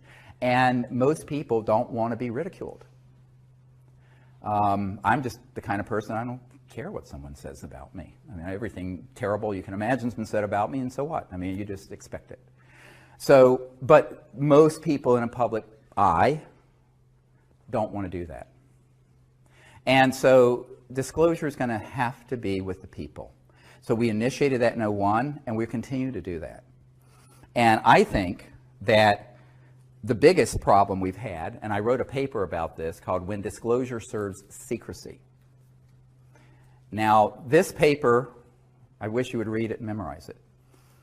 Everything I predicted in that a long time ago, it's on our website. And if you sign up for our email service, we occasionally send it out. It's a free newsletter. You can just sign up. It's SiriusDisclosure.com. It's free. It's completely provided to the public. That paper describes the dangers of doing what we've done. And that is disclosure being hijacked by charlatans who masquerade as disclosure folks, who attach to all the body of evidence I put together the fear factor and the silly season and the evil aliens are coming to and eat us for lunch. All right? And that has happened. And the betrayals I will not go into because it will break your heart. So the truth is, the thing that keeps me up most at night is all this information being folded into it, which is all solid information, being folded into disinformation that's tailored to scare the public into what General MacArthur said, and that is World War III will be interplanetary. So now let me talk about the deepest USAP. The deepest unacknowledged special access project is the one that is tasked with doing the psychological propaganda, just like Hitler did with his program, for convincing the people that there's a threat that we should fight. This was launched in the 50s and 60s. First they made the subject ridiculous, and then they made it terrifying, like the movie Independence Day. And this was all part of a plan hatched in the 50s to be sure that we could continue to grow the military-industrial complex, but instead of just one country, sort of a unipolar expenditure out of mainly the United States and at that time Soviet Union, it'd be a global junta military effort because there's a threat from outer space. And they have done about 50 years, 60 years of very, very careful preparation. Now, the UFO subculture is replete with the influence of that. Most people don't understand it. And I wasn't surprised when I got a document in the 1990s from the Strategic Studies Institute describing this project. And this is going to be in our next film, if I can find a director that wants to make this film. And And it describes creating a worldwide subculture and cult around alien abductions using stagecraft, I'm quoting, and using advanced aerospace devices, i.e. man-made UFOs, anti-gravities, with creatures that could pass as aliens to engage in events to scare people so that the public could be turned to believe that there's one or more civilizations that we should unite against and fight. And Ronald Reagan at the United Nations literally said, wouldn't our job of creating a unified world be easier if we had a common alien threat? This is, you can Google this clip of Reagan saying this. So that agenda and the Star Wars programs that go with it, and 90+% of all UFO subculture books, movies, conferences are infected with that virus. Now, I'm saying unwittingly in many cases, because how would you know? If you haven't been read into a program that is so sensitive, and I've had physicists who worked at the Dulce complex and at the Pine Gap complex in Australia, that where they manufacture these what are called programmed life forms, these things that look like aliens that are 100% man-made, have integrated circuits in their neural complex, but they're biologicals, and they're on board these. But the people running the craft are military or corporate guys. And they'll sick these things on people, and they'll abduct them and put an implant in them. And the implants are made by EG&G. They're on the edge of the Nellis Range. You want to hear more? This is the stuff people really hate me for. Because I was told that if I expose this, this is where I'd be most at risk. Okay, because now I'm stepping on the toes of the eschatological fantasies of the people who want endless war. Eschatology is the study of how the world's going to end. And at the core of this secret group are folks who want to precipitate an Armageddon-type conflagration that's War of the Worlds. Because they love and they'll do it because they want people to be united around another common enemy. Not just one country or subculture or religion, but the whole planet. Go look at the movie Independence Day. It's a script right out of the CIA. And so the whole point of that is that you have got to prepare people to hate. So, you know, it's not politically correct to hate someone who's African American if you're white, or if a gay person if you're straight, or hate women if you're a male, or a Jewish person. But it's completely okay to hate an entire planetary group of people, whether they're called grays or greens or purples or whatever, because they know that humans have within them this flaw. And it's in the primate monkey mind that is the root of tribalism. And I want to deconstruct this for a moment. We are 98.5% identical to chimpanzees and gorillas. And chimpanzees and gorillas do organize into troops and into warring sects that kill each other. And it is usually based on slight differences, of whether territory or appearance. And this can be exploited by demagogues, whether it's religious demagoguery, racial demagoguery, sexism, homophobia. Just pick it. Well, the big one is interspecies. So the next one is, let's get everyone prepared, and we can use these images, just like Hitler used the image of, you know, the blood libels of Germany, you know, portraying Jewish people as grinding up children for matzah meal, and this outrageous stuff that was propaganda. No, this is all true. Go look it up.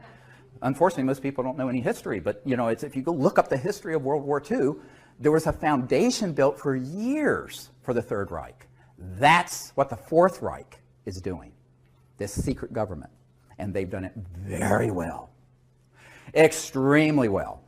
Now, I met with a man who would not come forward, who was on one of these early abduction squads. Now, don't get me wrong, not everyone who's had contact has had a false abduction happen, but the whole thing's been commingled. I've had contact, but it wasn't an abduction. So what I tell people is that if you mix this together and people don't know that there are two distinct things going on, you think they're all the same phenomenon when they are not. And this man said in the early days, before they had these programmable things that look like life forms, that look alien, they would use little guys that were short and do a Hollywood mask and suit on one of these anti-grav devices. This is back in the 60s and 50s, 60s, 70s, and abduct people. And so they started this program a long time ago. And it's very easy to do. Very easy if you understand the technology. Now, this is the other problem. Most people don't understand the extraterrestrial technology, and if you don't understand that, you're not going to understand what the reverse engineering spinoffs have been, one of which is what I'm describing.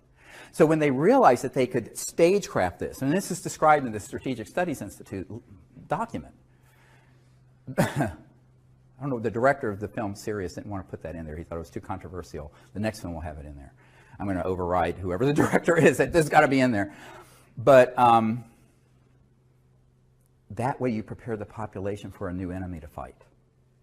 How else can you grow the military-industrial complex from $1 trillion a year enterprise to a $3 trillion or $4 trillion or $6 trillion?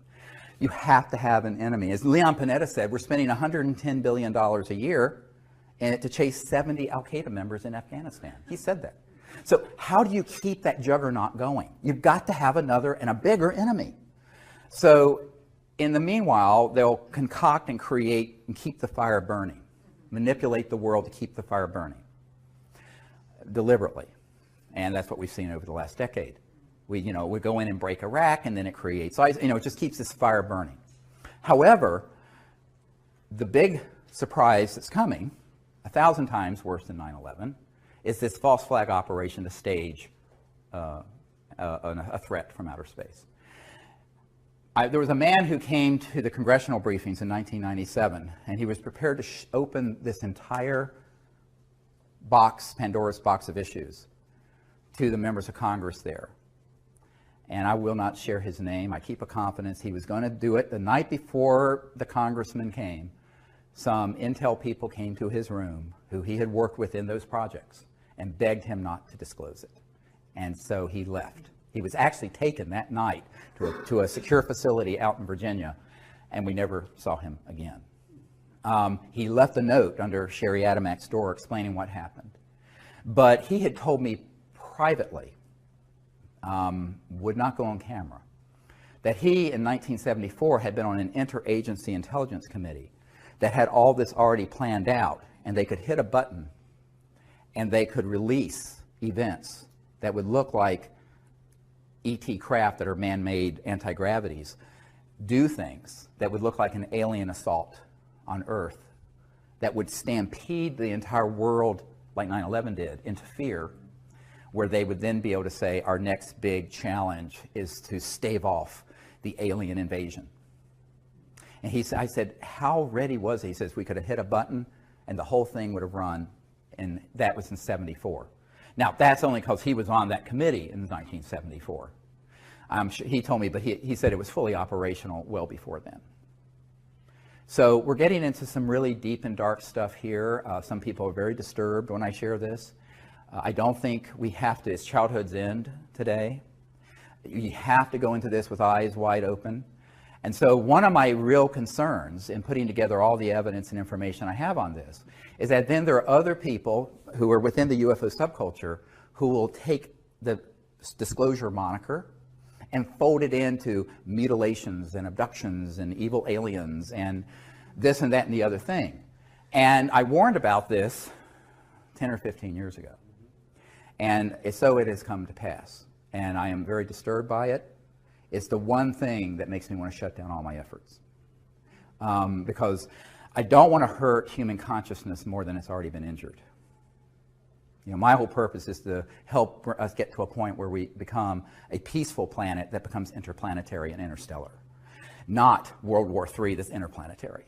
But people who are not very nuanced in their thinking, or as Dr. Richard Haynes at NASA used to say, unselective filters, non-selective filters. They just let anything through and are not discerning. Will take information and documents and witnesses and people I have and then fold it in to this other disinformation, and they do not have the discernment because they have not been at meetings with people from Behind Gap and Lockheed and theCUBE. The Cube is the big underground facility that Lockheed Martin Skunk Works runs up in the high desert near Edwards Air Force Base. It's the state of the art, where all these things are done. And at Dulce, which does exist. There's a man on my team who worked at Los Alamos National Labs as an engineer, senior guy, who knew a man who got on an underground connector going from Los Alamos to Dulce to work on these projects. Now, if you go to Dulce, there's nothing there because it's accessible only underground. It's accessible from Los Alamos, it's accessible from Nellis, and it's accessible from Edwards, all the way from Edwards, Air Force Base in the high desert of California. But these underground connectors, this is no myth. They do exist, and they're maglev, anti-grav, sort of, but they're underground. You go in one place, and boom, surface in another. Now, this brings up the question is, it's like the old song from the 70s, Don't Be Fooled Again, or The Who, We Won't Be Fooled Again. Will we? And I think that's the problem. Knowledge is the greatest purifier. It says in the Vedic and tradition in the Bhagavad Gita. So knowledge is key. We have to share this information, but we have to do it in a way that presents the full story. And that's what I wanted to do today, is to provide the background of disclosure, but also how fraught it is for being hijacked by people who lack the wisdom, frankly, and the insight to know that they're being played by the intelligence community like a fiddle, and putting out information that can only pollute human consciousness to convince people, yes, the UFOs are real and the ETs are out there, but some of them we need to be afraid of and fight in the next big world war. One person asked me once, how can you prove that all of them aren't hostile? I said, well, you can't prove a negative. It's axiomatic. But I was asked this at Wright-Patterson Air Force Base. Let me tell you a little story that's very instructive. So we're there, and there was a colonel there who was in charge of this operation at Wright-Patterson, and Bruce Ashcroft, who was an intelligence officer, although he was posing as a public information officer. He's really Air Force Intel, a suit. And so my military advisor and I, and another man who had worked for the State Department and who was also a naval intel guy, was with me. And so I went from the Rockefeller Ranch to Wright-Patterson Air Force Base, to this place where all this stuff from Roswell was originally sent. And we had this meeting because it was forced on them by the head of J2, the previous one I briefed, my people briefed, Tom Wilson, Admiral Wilson. And when we got in there, we basically said, we're not here to get information from you because we know what you have here. We've already penetrated what's here. We're here to provide information to you so that you do not interfere with what we're doing with the CE5 contact initiative. So civilians are not caught in the crossfire between you guys and what you're doing with ETs. That was the purpose of the meeting, remember. It's very high stakes. The one thing I don't want to do is have a group of people caught in the crossfire. So not that the ETs would hit them, but our folks might accidentally, and we almost were hit at Mount Shasta a few years ago. Yeah, I'll tell you this story if you want to hear about it during the question and answer. But during this meeting, the colonel finally, at one point, said, well, how do you know that these intelligences from elsewhere aren't a threat to us? I said, well, sir, given the galactically stupid things we have been doing, chasing them, firing at them, developing laser, particle beam, and other weapon systems, and knocking enough of them down that you've been able to reverse engineer them. If they were hostile, and they have interstellar transportation technologies, it would have been point, set, match, over in 1945, about the time we developed the atomic weapon. The fact that you and I are having this conversation and breathing the free air of Earth is abundant testimony to the fact that they are non-hostile, even if they may not be pleased with our stupidity. Don't get me wrong, I'm not saying that these civilizations are altogether in thrall with what's going on this planet. Who would be? Take a look around. But if they were overtly hostile, it could be over in a nanosecond. Because let me explain to you what the technologies are. Okay, all of you have looked at video games and Star Wars movies and Star Trek and other rubbish. So, okay, wipe your mind clean of all the rubbish that Hollywood puts out. Now let's get into some real science for just a minute. If you're going from one star system to another, I mentioned this earlier, you have the ability to create an electromagnetic field and go post-quantum, what Einstein called the spooky effect, where it's the same particle appears in two places at once, like that. And it has to do with non-locality in physics, the non-local cosmos, and other dimensions. But the power associated with that under a controlled circumstance is almost infinite. And if you were to take that knowledge and weaponize it, you could take a planet, target it, turn it into a pink mist floating through space instantly. It would not be a bunch of little laser guns going like this, like you're playing, you know, I mean, so if these civilizations have gotten here, by definition, they're interstellar. And if they're interstellar, they're transdimensional. And if they're transdimensional, they have technologies that would make our hydrogen bombs look like a Tinker toy. All right? And yet here we sit, notwithstanding the fact that we have been using electromagnetic weapon systems to target them and knock them down since 1947. The Roswell crash was a targeted electromagnetic switch that knocked two craft down.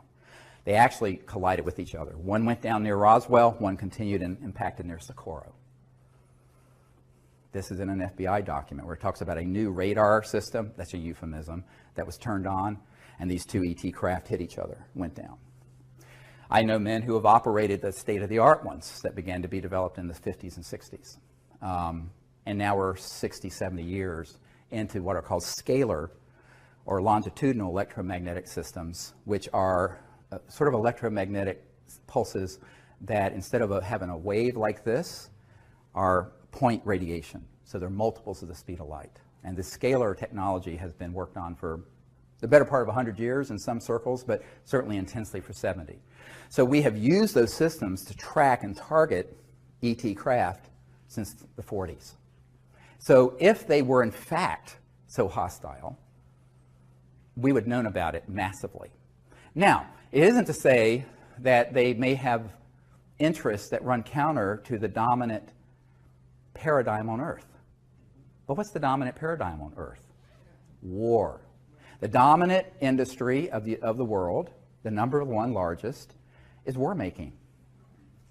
And still is in 2015, when we should have had world peace 100 years ago with the League of Nations. So this is a big question. And so they may be viewing us a bit jaundicely and cautiously. And as one British intelligence officer told me, when we detonated the first atomic bomb, a big red flag went over this planet, and it was like kicking a hornet's nest. They became very concerned that we were reaching very advanced technologies and science that was instantly being weaponized and being used against one another. And that meant that we became an existential threat to ourselves, and in time, we, humans, could be an existential threat to other worlds. So that's part of the concern, and it's justified concern, because humans don't have a great track record. Now, this is only because the good people of the world, I mean, most people on the planet are not wanting to blow the planet up. I lived in the Middle East for 3 years. Most people, Arab, Israeli, Christian, Jewish, Muslim, they just wanted to educate their kids. And I mean, if you get 10% of sociopaths who want to create trouble, your society is a wreck. And that's what we're dealing with. The good people have allowed the 10% or 5% of sociopaths and psychopaths to run amok, which is what happened with Hitler in Germany. So the good people have to find their courage. And that's our job, your job, my job. So I view this as something all of us have to do. It isn't, don't look to the President of the United States, as John Podesta said. And by the way, a little footnote on that, you know, people think his interest in this was recent. It wasn't. After we did the National Press Club event in 2001, he publicly came out in favor of disclosure. This is the senior advisor to the President, Obama. And also, he was chief of staff for a number of years, 4 or 5 years, for Bill Clinton, during which time we were doing all this with this Project Starlight, which has been misnamed the Rockefeller Initiative. It wasn't Rockefeller's initiative, it was Project Starlight's initiative, frankly. So, but Podesta was always aware that, in a sense, what Truman and then Clinton said about the White House is that it's the crown jewel in the federal penitentiary system. That once someone is in that system, they're so in a box. And when he left the Obama administration recently, he tweeted out, which became this big uproar, about how one of his regrets was not being able to effect UFO disclosure. Now, some people thought it was a bit of a joke, but it wasn't, because there's a press conference in 2002 after we did our 2001 National Press Club event where he talks about disclosure and needing to end secrecy and release the UFO files and information. But his interest goes back to the Clinton era, before, because he was chief of staff for Clinton when we were doing all this work, prior to what the public knows as the Disclosure Project. Does that make sense? So he was also the POC, the point of contact for Obama and for the briefing that's here that I provided after Obama was elected.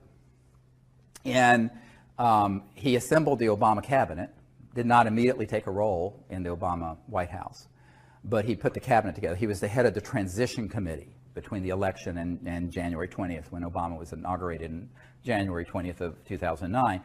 And there was a man who was doing a course with him at Georgetown Law School, who's an attorney here in town who wants to be anonymous, who said, look, you know, he's very interested in this, and, you know, the president, of course, is going to be in the same situation they all are. And so I was asked to put together a briefing, and it went to this man for Podesta and Obama. Because Obama was, you know, looking to John Podesta as sort of his secrecy guru, because he had been a senator from Illinois or someplace for a couple years. He didn't know anything about all this. And he wasn't going to be told by his CIA director, Leon Panetta, because I sent this same thing to Leon Panetta, because he didn't know anything, being CIA director. So that's kind of my role, is to be the bridge between this unacknowledged world and that world when I'm asked to do it. And it continues. So last year, I was, about a year and a half ago, I was in Australia on an island with 120 world leaders. I was asked, the year before that, it was the Director of National Intelligence, who had just retired, who briefed them. And 2 years before, it was Bill and Hillary Clinton. That year, it was my turn in 2013, and I presented all this material to all these people in the world. So I continue to do this, and then my wife and I will send out packages of disclosure stuff to colonels and people in Switzerland and people at Davos, and, you know, it's this whole networking thing. By the way, that's where your tuition is going, because these things are very expensive to do, and we have no funding and no staff. Emily and I, just with some volunteers, do all this. Now, one of the things that you have to understand about these leaders in the world is that most of them are just agog when they hear about it. They go, oh, well, I'm Minister of Defense of Australia or whatever, and I've never heard of any of this going on at Pine Gap. And they're not lying. I said, well, no, you wouldn't. So it's sort of an unenviable thing to have to do, because I'm really the deliverer of very bad news. To have to show it to someone that powerful and say, by the way, here's what you don't know that you're being lied to about. But so we continue to do that. But the big action, and that's sort of a service to people in government, because I view the good people, and there are good people in government, as victims of this secrecy, just like we are. Where they failed is in their constitutional duty to take on that machine.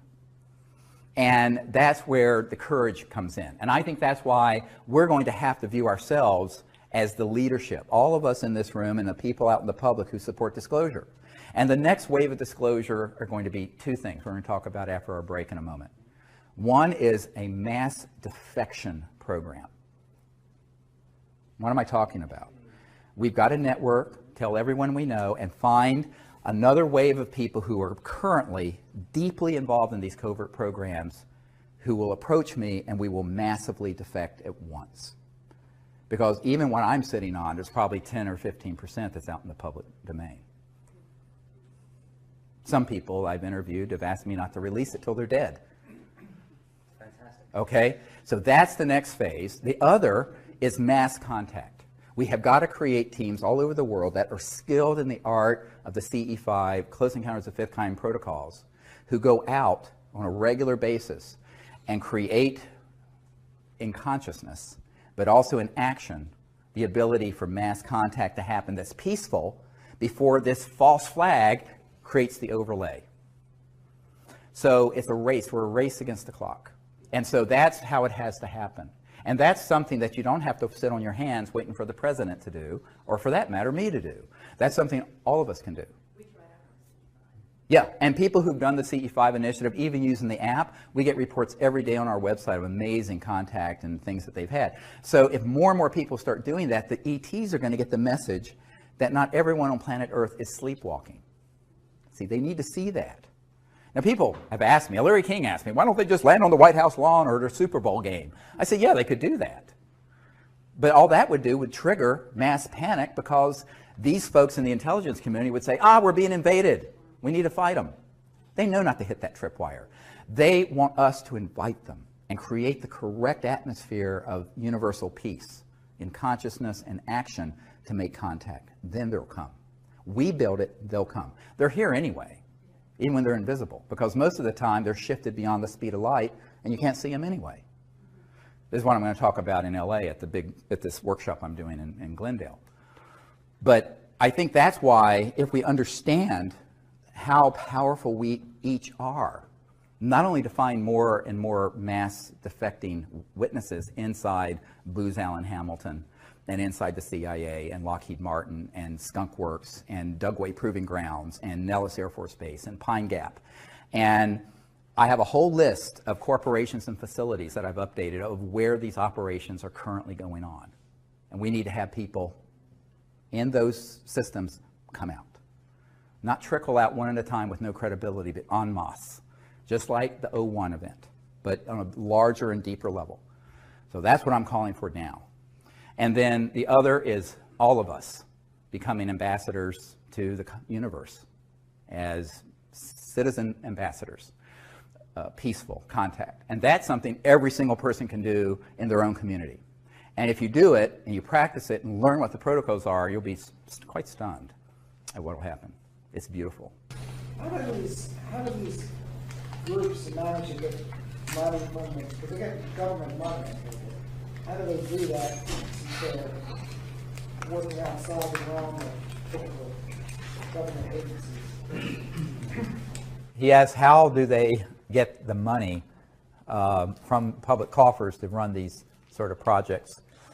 It's actually a very good example of it is one of our witnesses who worked for SAIC, Science Applications International Corporation, in La Jolla, California, is the headquarters.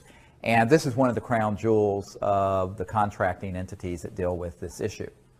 And SAIC deals with many issues, but they sort of have companies within companies within companies. That's the way it's structured.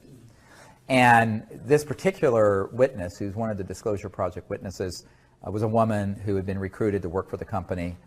And she was in a program that basically was a room and a bunch of file cabinets.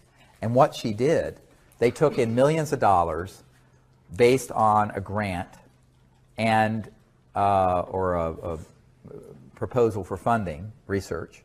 It went into their office, went out the back door of the funds to a black project.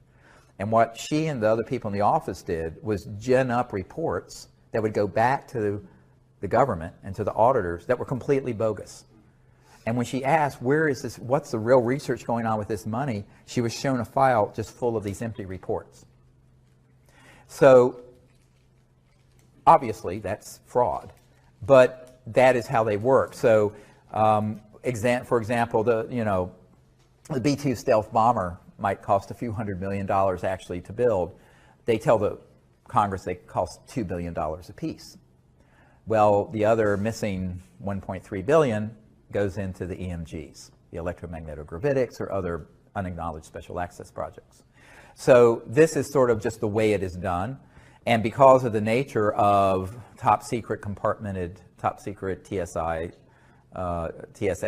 top secret special compartmented intelligence, when you get to the unacknowledged level, nobody unless you're in that compartment, you're not going to report anything out to any external person. I don't care who it is. Certainly not the Congressional Budget Office or the auditors at KPMG or whoever it is. They just don't report it out. It'll be reported out on these phony things. And this is why when Rumsfeld said there's $2.3 trillion unaccounted for. I mean, again, this was not a flaming liberal. It's not Abby Hoffman saying this. This was the Secretary of Defense for George W. Bush and Dick Cheney saying this. So if you don't believe me, maybe you'll believe him, and that it's just unaccounted for. But that's how it's done. This one little example, so a lot of it is kind of overbilling and overcharging. You hear about these massive costs, 500% cost overruns, 1,000%. Well, it's not cost overruns per se. Part of it is that it's just going into a black project and being diverted, but not just Department of Defense and CIA. I have people who worked with the first Bush presidency, Bush Sr., who said that they were pulling money out of HUD, Housing and Urban Development, and other agencies that would be things that were inflated prices that would then be siphoned off into black projects. And that is done routinely. And so, now, there's another way of doing it. I don't know if I should go into this or not. This is this is the dark end of it. Okay, so there, one of the meetings I had was right after we did the meetings in 1997 for members of Congress and for Admiral Wilson at the Pentagon. The J2, head of intelligence joint staff. I had a meeting with a former member of Congress and a senior executive with SAIC at Crystal City here near National Airport at this former congressman's condo. And this congressman had been for many years sort of a consigliere to George Bush Sr. And he said, "Do you understand how dangerous this group is?" I said, "Yes." He says, "But do you understand where a lot of their funding comes from?"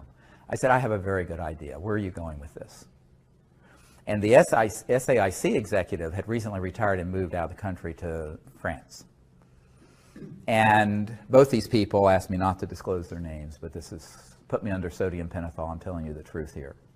They said, "Well, we use these anti-grav devices, and they launch wee hours of the night from various places, and they move billions, hundreds of billions of dollars worth of clandestine drugs and armaments around the world."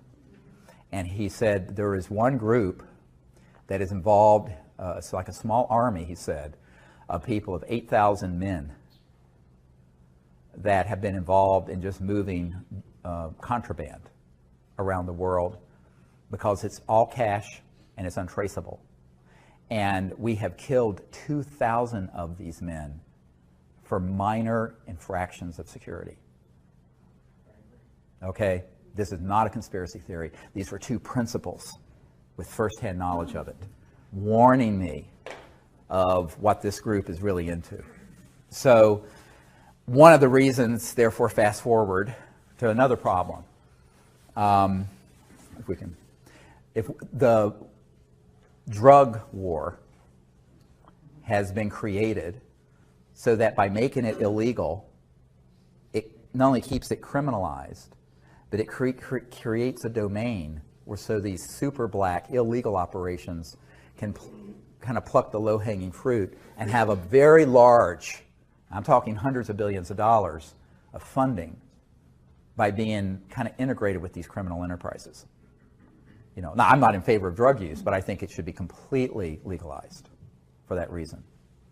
And that would just suck all, it won't be. Now, they'll wrap themselves in morality and public health and all this other stuff. They could care less. I mean, any middle school kid can go to anywhere and get any drug they want in the DC area or even out in Virginia in the rural area I live in. It's so that it creates their own little monopoly, and it does. And this is not a conspiracy theory, because I have met with the principals who were involved in those operations. So that's another source of funding. Now, there's another source of funding. So we have the black budget of the United States government, 100, 200 billion a year. You have this clandestine and very dark criminal enterprise running drugs and armaments. And then you have another source, and that is, I call them the corporate spin-offs. Pieces of junk like this. The technologies at Murray Hill facility, AT&T in the early days, Bell Labs, Lockheed, there's a lot of technologies that have been spun out of, as Colonel Corso said in The Day After Roswell, that were studied that have made their way into the public by studying extraterrestrial materiel that have come from our downing of these spacecraft. Those end up going first into these unacknowledged projects, but then they get moved into their corporate partners and then get monetized as a product. Fiber optic, integrated circuits, computerization, miniaturization, special material sciences, a lot, night vision technology. A lot of these things came out of those classified projects that were studying ET technologies. Now, what they've held back are the energy generation and propulsion systems, but they have monetized and become enormously wealthy through these others that have been monetized. Now, we, the taxpayers, have paid for that research, but it ends up getting a patent and gets spun out as, look what we invented. Now, most people, you know, and it's interesting that this guy named Thiel, who was one of the co-founders of PayPal, I believe, recently said in an interview with Fareed Zakaria on CNN that there has been no real discoveries and progress technologically in 50 or 60 years. And this was on CNN. It still takes you the same amount of time to go from JFK to Paris now as it did in 1964, 50 years ago. And that basically what we've done is sort of tinker around the edges. Now, I know people, when they hear me say this, the people in Silicon Valley and who think they're high tech with this, I mean, we had telephones 100 and some years ago, so are just like appalled. I said, yeah, but the internet was developed by DARPA, the Defense Advanced Research Projects Administration.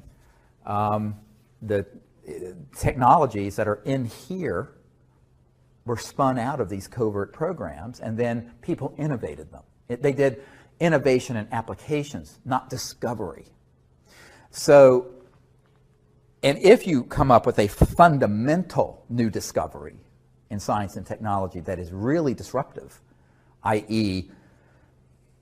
free energy or something like that, it will be confiscated, either under a national security order or if it goes through the patent process through the patent law provisions for seizure. And if not that, they'll just flat out take it and tell you to be quiet or else.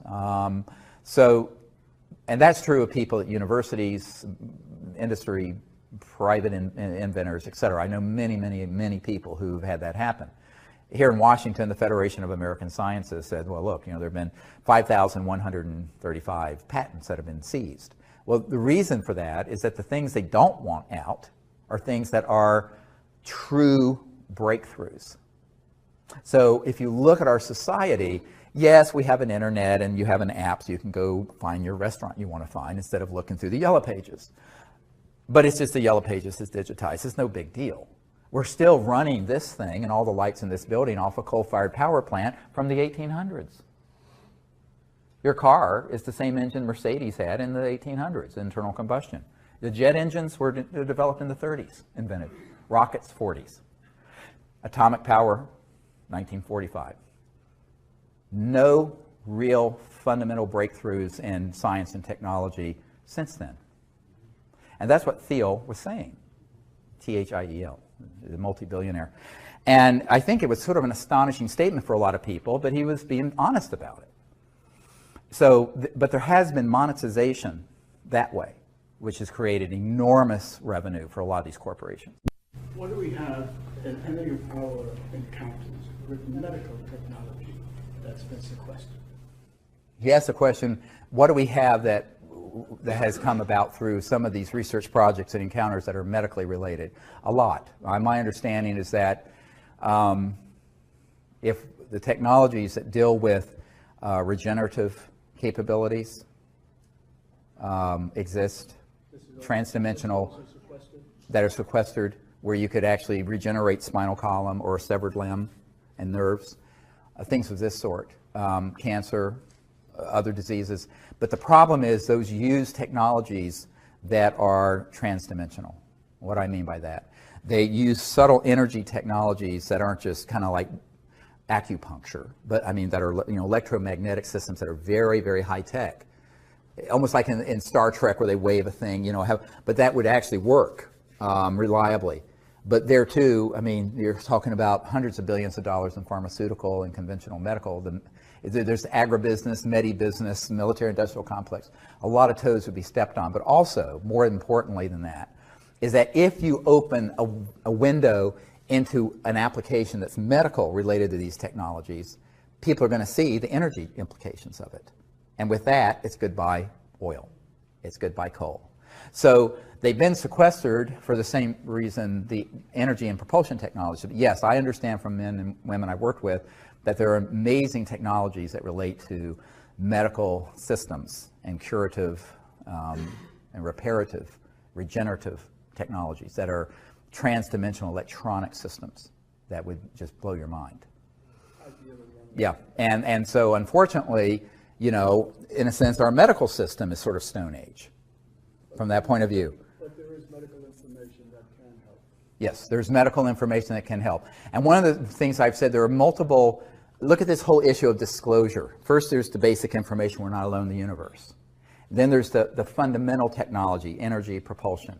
And then there are all the ancillary or associated technologies, you know, medical, environmental abatement.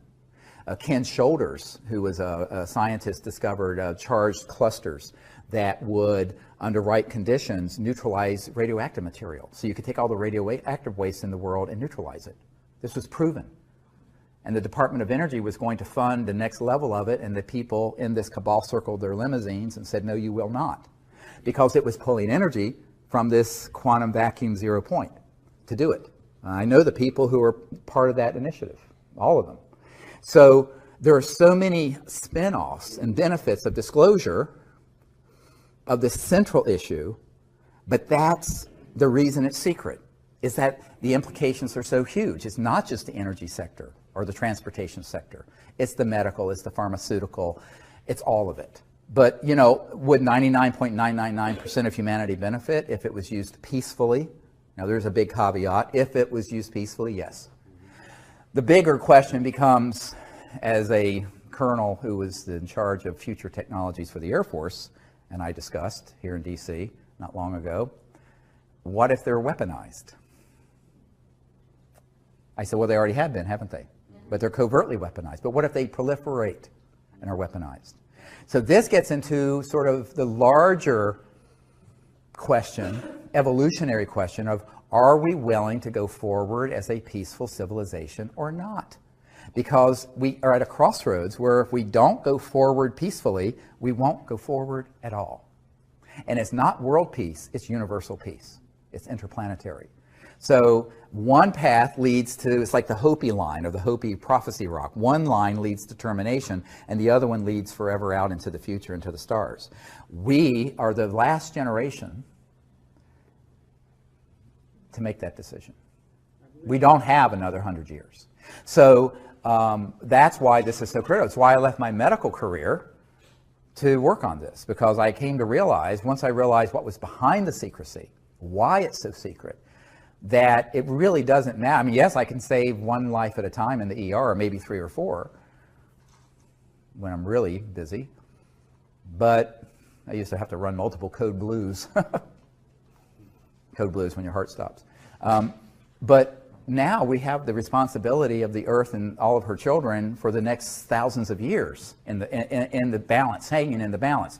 So humans have been trying to make this transition for a very, very long time, and it keeps getting thwarted by, let's say, called special interests, people who are hell-bent on maintaining the status quo of the financial system, the political system, whatever it is. But there has to be, let's say, a nonviolent revolution that has to take place. I'm not a violent person, but I don't think you let these the sociopaths who have another agenda to continue to call the shots as they have for the last 100 years. We have to have the good people step forward. Most people, though, who are nice are too nice. And one thing that I found very early on in 1992, when the head of Army intelligence threatened me, I said, basically, screw you and the horse you rode in on. You get in my way, you'll be in Leavenworth Federal Penitentiary for the rest of your life, because I've got witnesses and documents that involve you in covert illegal projects back when you were a young officer. And he went, oh. I said, you want to get on the dance floor? Come on. Yeah, I've got a lot of stuff that but that's, you know, so that's ugly, perhaps, but, you know, you're not going to threaten me and get away with it. But I think that most people, here's one of the problems, is that people are either too nice or they don't have the courage. Like so many of the technologies that I know are held by people who are out there that we've met with, who could bring out these technologies, the first time someone comes up to them and goes, boo, they put their tail between their legs and they run. They're not willing to take the risk. Now, you have to be willing to take the risk, including losing your life, or you can't go anywhere with something like this. Or if they know they can put you on the run with the least little threat of defaming you or threatening you or what have you, they know they've got you, because that's what's going to happen. So the currency the only currency that matters, you have to know about this, you have to have the vision of what to do, there has to be a certain fund of knowledge and intellect, is why I'm sharing. But when push comes to shove, how much heart, courage do you have?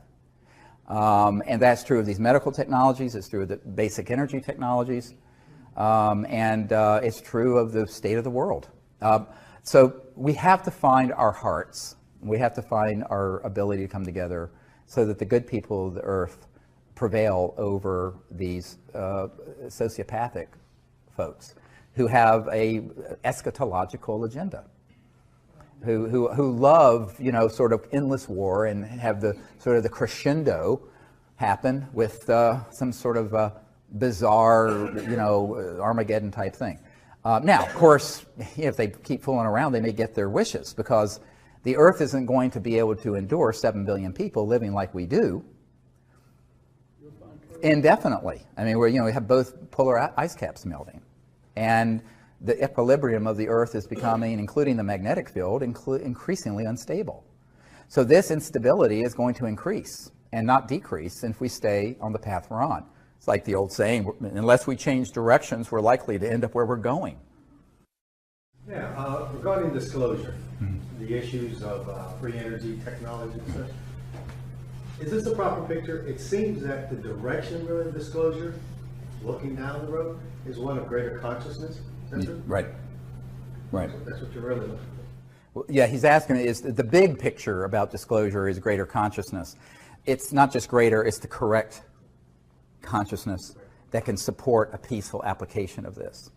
And also a new way of, as Einstein said, no problem is ever solved by the consciousness that created it.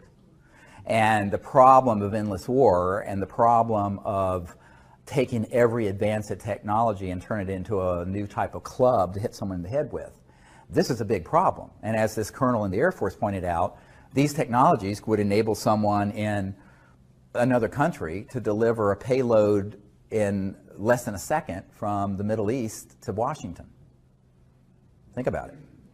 Okay, so all technologies can be weaponized. Now, in covert programs, they already have been. But so on the one hand, we have to acknowledge that there's this secrecy. It needs to be overseen properly. But the disclosure is when the work begins. When this information is fully out there, including the technologies beginning to come out, we're going to have to completely change the way the world thinks and works. Now, it's going to have to be a world of collective security, where if there's anyone, anywhere on the face of the earth, that weaponizes and tries to use these technologies for harm, they are stopped by all means necessary. And I mean all means necessary. Could we do it? Yes. Now, do we already have the means to monitor and enforce that? Yes. Why haven't we? Because they want to subvert world peace by keeping endless war going. Because war, for the recorded history of the human race, has been the central organizing principle of every city, state, and nation. And they don't know what to do. How do you organize people if all of a sudden there's world peace. So, an interplanetary peace. So I always point out, we don't want to have a unified, peaceful world in order to have interplanetary war. Now, this is the going backwards a big step, not forward. So, but that is the biggest jump in human consciousness we've ever seen. And it is a spiritual and social, psychological issue more deeply than it is a technological or information one. Absolutely, 100%. Yes, sir. There's so many people now worldwide working on zero-point energy. It almost feels like the genie's out of the bottle, and the forces of be cannot possibly contain all of them. What is your view? Are any of them close? Yes, so there's so many people working on zero-point and similar approaches, and the genie's getting out of the bottle. Can they contain all of them? And is anyone close? Yes, they can contain them, and yes, there are people close. In fact, there are people who have them. Let me give you one example. We believe there's a fellow named Rossi in Italy who has a device that generates apparently over unity excess energy and heat. Although no one knows the mechanism of action, he's keeping it a trade secret. Very big and probably fatal error. The people I've met with who have developed these systems have all either taken it to their graves or had them confiscated before they can get out to the public significantly because of some central strategic errors that have to do with the idea that they're going to be able to handle that technology like you would a new app or a new Silicon Valley computer system. When you're dealing with something like this, it has to be done completely openly, open source, and you have to have millions of people know what's happening in real time. Stan Meyer took his knowledge to the grave. You know, if you look at the workshop I did about a year ago here, is that there have been literally hundreds or maybe thousands of people who have discovered this same effect, and they've all made the same set of predictable errors based on their handling the technology as if it were conventional technology when it is not. And so I would say, yes, there are people out there who are working on it. Some, I believe, have. I have a friend at Stanford University who knows a man at the National Security Agency who confided that they're tracking what Rossi is doing very carefully, which indicates to me where there's smoke, there's fire. If Rossi's listen, heads up. So, but strategically, tactically, and strategically, he's handling it in a way that guarantees failure.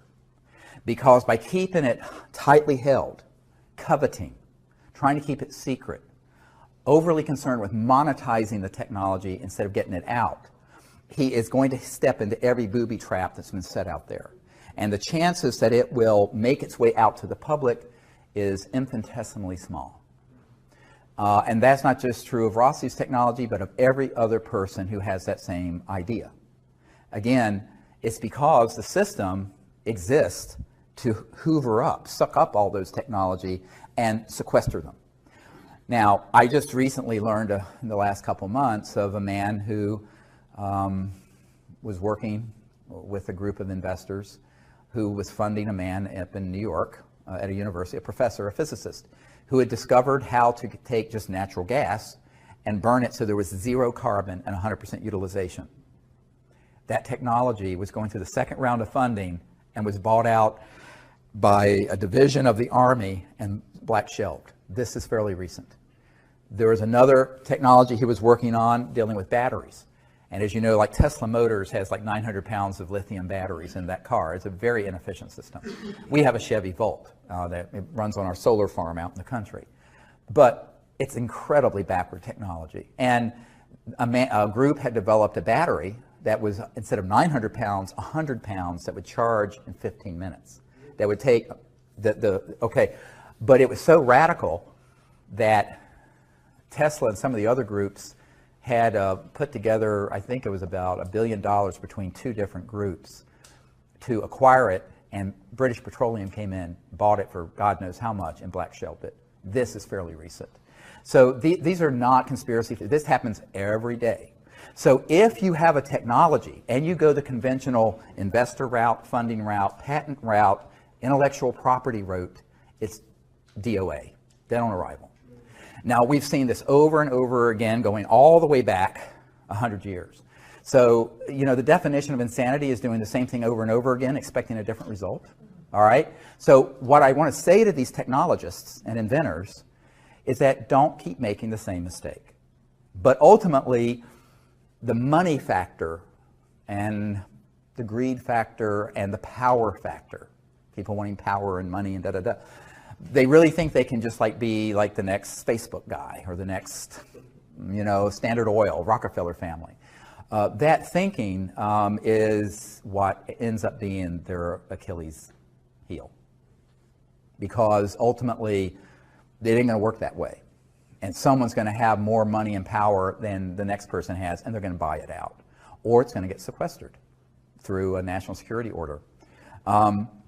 So the only way to do it that I can see is to do it openly, transparently, in real time. Every step of your development is uploaded to the internet, which is my proposal for the energy research and development program we want to do. Well, we don't have the funding to put that together. But if I were just to be put on the advisory board for these new energy researchers, I would say that's the first thing you have to do.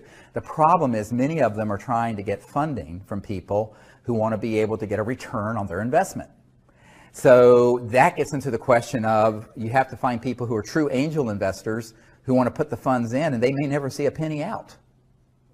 But that's very, very hard to do because, you know, it's the golden lamb sort of thing. And that's the real problem. And I think that until we learn that lesson that the last 100 years of experience has given us collectively, we're going to keep making that same mistake. And all I can do is advise. I can't force folks to do it. And we'll see.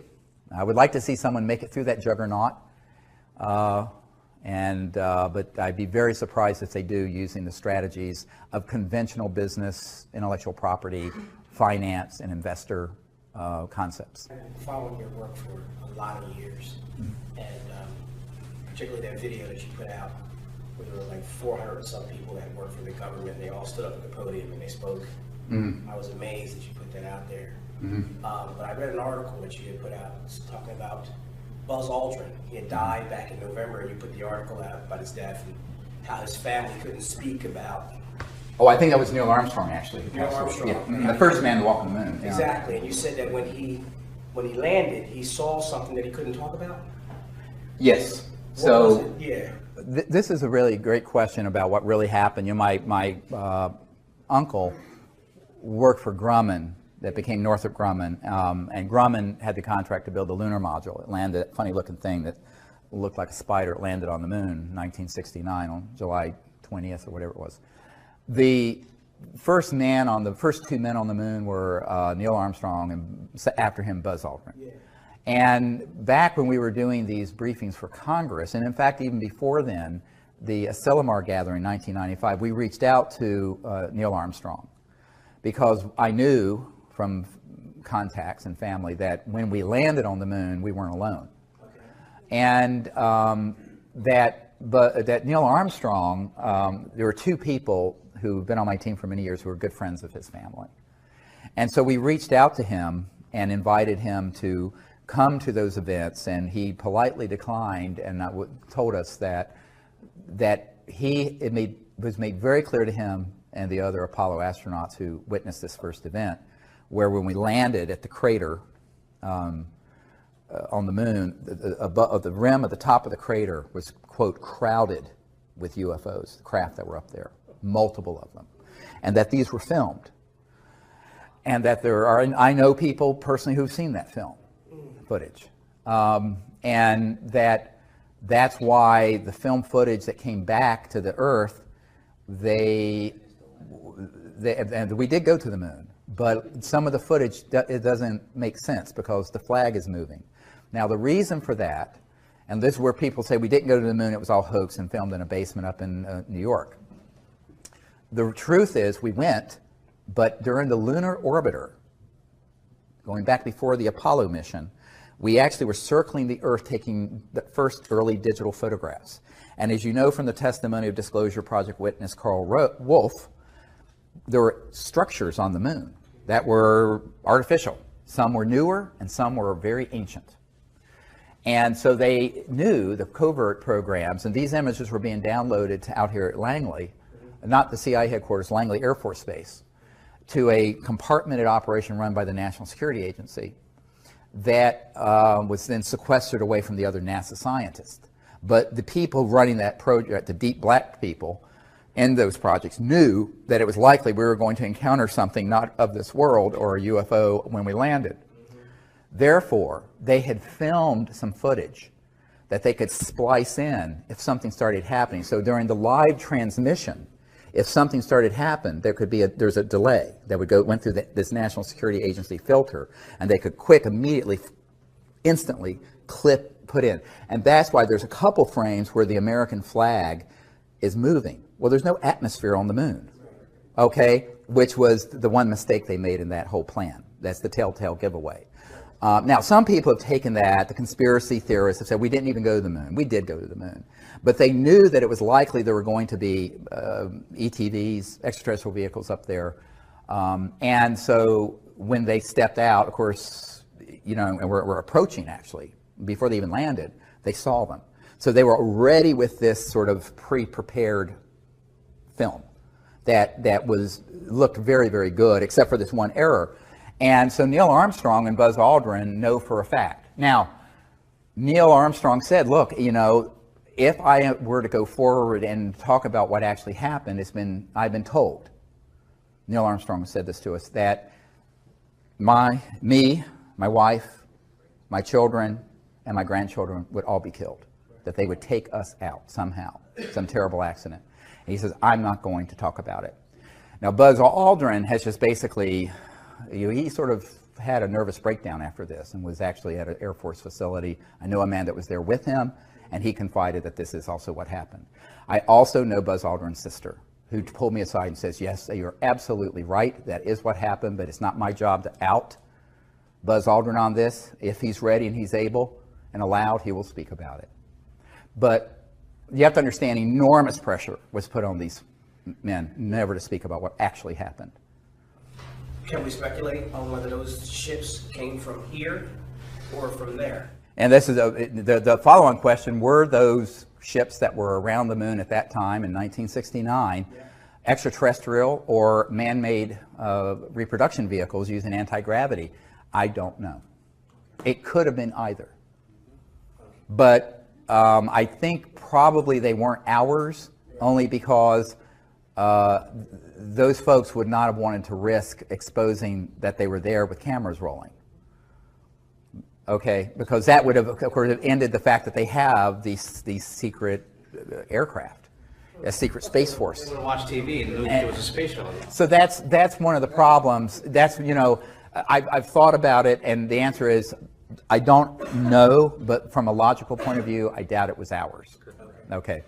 Now, you know, one of the things that Neil Armstrong was overheard saying, and this was reported in Timothy Goode's book, Above Top Secret, is that Neil Armstrong stated that we were essentially warned off the moon. That, in other words, these civilizations did not want us going to other moons or planets to colonize them with the consciousness of nationalism and the Cold War. Because remember, the Apollo project was really a proxy for the Cold War.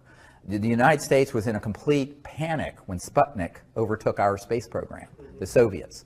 And so the race to the moon was part of, and always was part of, the military competition between two huge superpowers, the old Soviet Union and the United States of America. And so when we went there, but we went there not as a peaceful world civilization, but as a competing Cold War effort that were armed with thousands of thermonuclear weapons, hydrogen bombs, pointed at each other. That was not the consciousness that the ETs want to see us going into space with. They want us going into space with the consciousness of peace and cooperation, not militarism and war. So that's sort of your, let's say if there's an entry ticket to space exploration, that's the main one. And we haven't quite reached that point, have we? So I think that's why Neil Armstrong said, I don't know what was said or done, or what was done by these craft, but he said it made it very clear that they weren't real happy that we were going there in this way. And that's, in my opinion, why we wound down the space program to the moon. You know, my uncle was involved with this, and there was all kinds of plans to put colonies there and buildings and have, you know, people living in sort of like domes like they have out at the biosphere in Arizona and what have you, and all that was shut down. Now, the excuse they gave was budgetary cuts, but I don't think it was budgetary cuts. I think it was because, you know, it was quite clear that we were going out there immaturely as a warring civilization and not as a peaceful world civilization, which is the requirement. Yes, ma'am. But Kennedy had talked to the Soviets about going jointly. Was that a peaceful thing together, or what prompted him? What did he know, or what was behind his question? Because he took a lot of flack. Yeah, Kennedy did want to do an international, from the beginning, space program. And, you know, when he was assassinated, Khrushchev wept and stated, now we will not have world peace. Because Kennedy, and actually Bobby Kennedy said this, Bobby Kennedy Jr., who I've met, said this recently on a CNN interview, is that his intent was, in his second term, to get completely out of Vietnam, to do a cooperative, and to make total peace with the Soviet Union. Now, of course, there goes $1 trillion in military industrial intelligence spending. And they were not happy about that. He was also going to disclose this UFO issue. And I think there were a number of reasons why, you know, he was just not willing to succumb to their view of how the world needed to progress with endless conflict. And that's why there was no second term of Jack Kennedy, in my opinion. Now, from what I know, and this is also somewhat corroborated, although in a bit of a titillating way, with the document I got from the National Security Agency contact I have. That's the Marilyn Monroe document. And in the Marilyn Monroe document, it's a top secret document that was handed off to me, never declassified, authenticated by a man who used to be General Odom, O-D-O-M's right-hand guy, who was National Security Agency head for years. And in this document, it was a wiretap summary that the CIA wiretapping a bunch of people, but mainly Marilyn Monroe, who, as you know, had an affair with Jack Kennedy and also with Bobby Kennedy. And they knew it was coming too public, and so in 1962, or whenever it was, they cut that off. And she was furious, so she was calling up Bobby Kennedy, Attorney General, and an art dealer named Rothberg in New York, and other people, saying that she was going to hold a news conference to tell Jack Kennedy, to tell the world what Jack Kennedy had told her about, quote, objects from outer space that were recovered in New Mexico in the 40s, clear reference to Roswell, as well as some other matters. That wiretap summary is dated the day before they found her dead. Now, when I brought this up to, there was a famous actor and singer named Burl Ives, who used to be on our executive committee, and he was friends with Marilyn Monroe and Elizabeth Taylor. And Burl Ives, when I showed this document to him, he says, he just held his head. He says, we all know Marilyn was killed and that it wasn't an overdose. We didn't know why. And he was a 33rd degree Mason.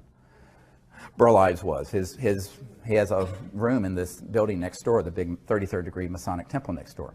And I said, yeah, well, Marilyn didn't know what kind of big toes and big gorillas she was stepping on. But, of course, the whole world would have covered that press conference. It would have been sensational.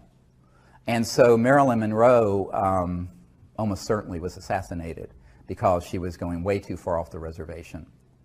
And this document has the proper project code names and code numbers for that era. Project Moondust, Project 46, some of these key project code names and code numbers for the early 60s. I have that document. It's in my first book. It's there for anyone to read.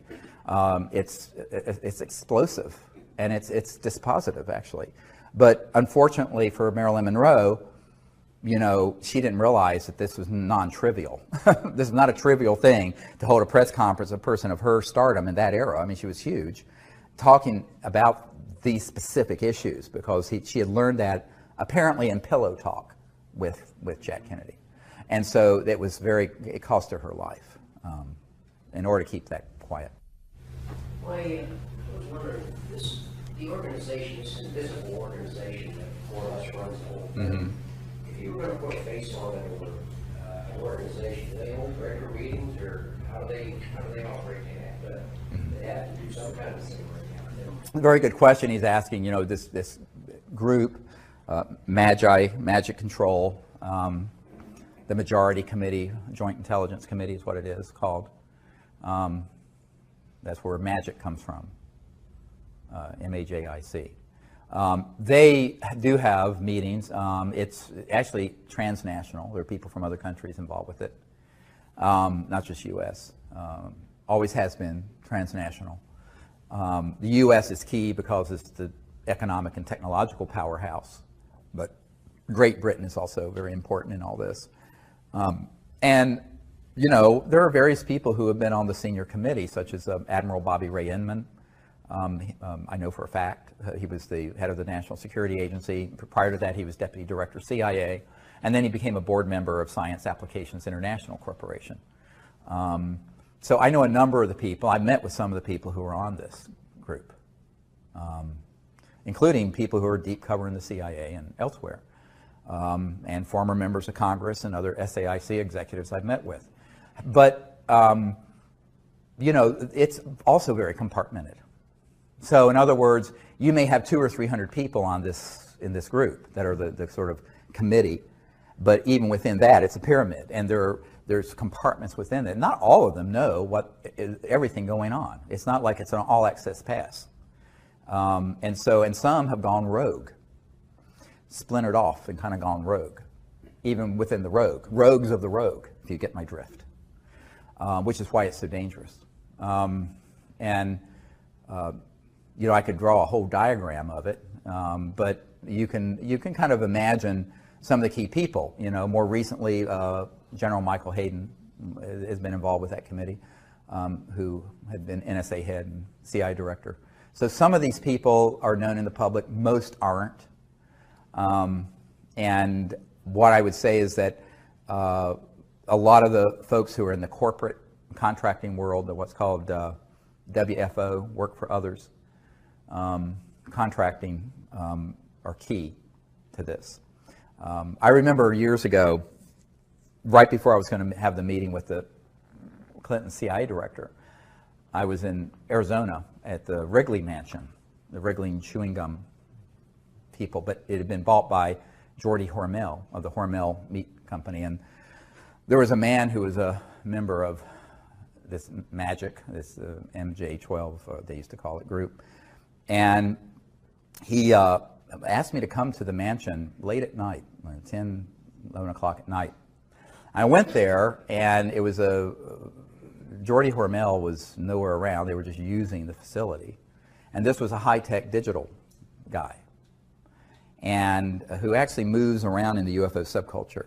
And we were at this table. It looked like a big conference table, and all these suits were there and people. And they were basically, you know, telling me that I was barking up the wrong tree, meeting with the CIA director. And this man pulled me aside, and he said to me, the CIA director and president doesn't know about this, and they're not going to know anything about it. If you want to know about what's really going on, come talk to people like us. And it was a whole room full of folks like that. Spooky. And then it was interesting because, you know, a couple years before, the former head of Army Intelligence had offered me $2 billion if I would stop doing what I was doing, close my operation, and join his group. He had a $2 billion slush fund out of Eastern Europe. And I said, no, thank you. And that was when $1 billion was a lot of money. And when I refused, and he went to my wife, tried to convince my wife that I should do this. But this was 2 years later, and this guy said, you know what? This is how they operate. We checked you out. You're a doctor. You have really good credit. Take out all the credit cards you want, and you can run all your operations, max them out each month. Because my group, we run the supercomputers that back up the global financial system, and we'll just zero them out every month. That's what he offered. We'll just zero all your credit cards out every month. I said, well, that's very nice of you, Jim, to offer that, but then you would own me, wouldn't you? Because you'd have a record. And I said, I'm afraid I can't. He says, no, we're just trying to help you out. You see how this works. That was in 1994, 93. and then 94. So they, I've, over the years had multiple of these sort of approaches, which is quite bizarre. And you couldn't make this stuff up. If you put it in a movie, people would think it was fictitious. But it is how they operate. So the corporate and contracting end is really a lot of where the action is with these large corporations and their compartmented groups. And then within certain agencies, there are select folks who are on this committee. So it's not all one thing, but they do have meetings, and it's evolved over the years. My understanding, I was told this some years ago, that about 70% of that group favors what I'm proposing.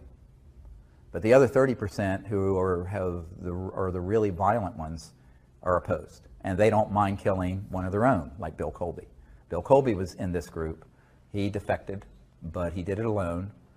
And he was going to make a run at the crown jewel of what they were keeping secret, and that's the energy technologies.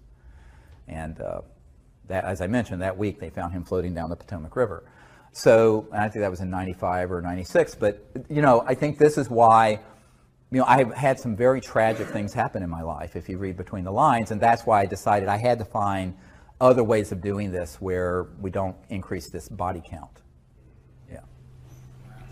Yes. Okay. First thing, sorry about my terrible accent. No, you're fine. Okay, so this is an important and personal question for you.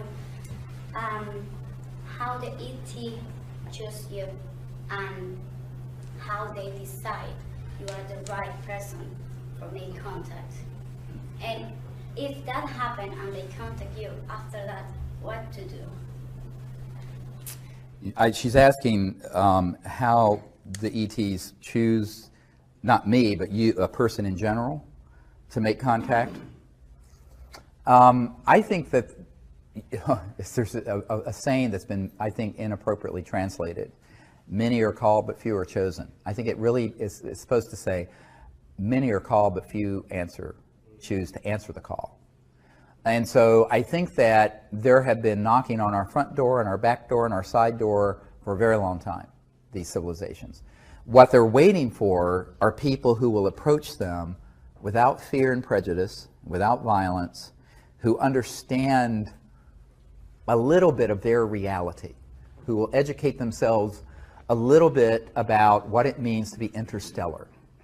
And to be interstellar means to be in an extraordinarily high state of consciousness, personally, but also your technologies are interfacing with consciousness. And so that's why, if you approach it with an ethical and moral intent of a pure heart, peaceful purpose, no fear, no prejudice, but also have prepared yourself for, shall we say, the unusual, even strange or bizarre ways that they may interface with you, so you're not afraid when they do, then they will. But they expect a certain level of you being educated and prepared. And then they will. And I don't think it's, I've always said, I don't think I'm special. I don't think anyone is disabled from being able to make contact. I think it's them willing to go through the process of training and education, but more importantly, what is the purity of your heart and intent? It can't just be because you want to see a UFO and be entertained, like dolphins at SeaWorld. It has to be for a sincere purpose to be a liaison between humanity and their culture. And if there's that purity of intent, then I think you'll be astonished. But there's also the preparation that has to happen. The reason for that is, if you read the last book that we put out about extraterrestrial, the Countdown to Transformation, extraterrestrial contact, Countdown to Transformation, and you read the accounts our senior team has had going around the world, some of it's very strange stuff. Like we have a team up in New York where there are these two wonderful ladies, and Diane and her wife, Marilyn, when they first read my book, Hidden Truth, Forbidden Knowledge, had their cell phone access when, I forget which one, was at the dentist office. And all of a sudden, this sphere appeared on her phone, and the sea steady tones those tones we use started playing over the speaker system of the entire dentist's office and over her phone. And this happened multiple times until she came to the Outer Banks of North Carolina and got trained and just had amazing contact. But it was very strange stuff. And in fact, the dentist came out and said, "What's that weird music?" And it sounds like something from outer space. And it was all coming through. I think it was Marilyn's phone. I'm not sure. Or Diane's. It was Diane, yeah. So there's all kinds of ways where they will sort of initiate you and test you to see if you're ready for. Most people live in a very 3D, almost teleologic, very in a box world. But if you're interstellar, you're not living in that world. You're living in the world of higher dimensions, higher consciousness, energy fields that are completely beyond the speed of light. And so when those come into 3D, it can be very unusual.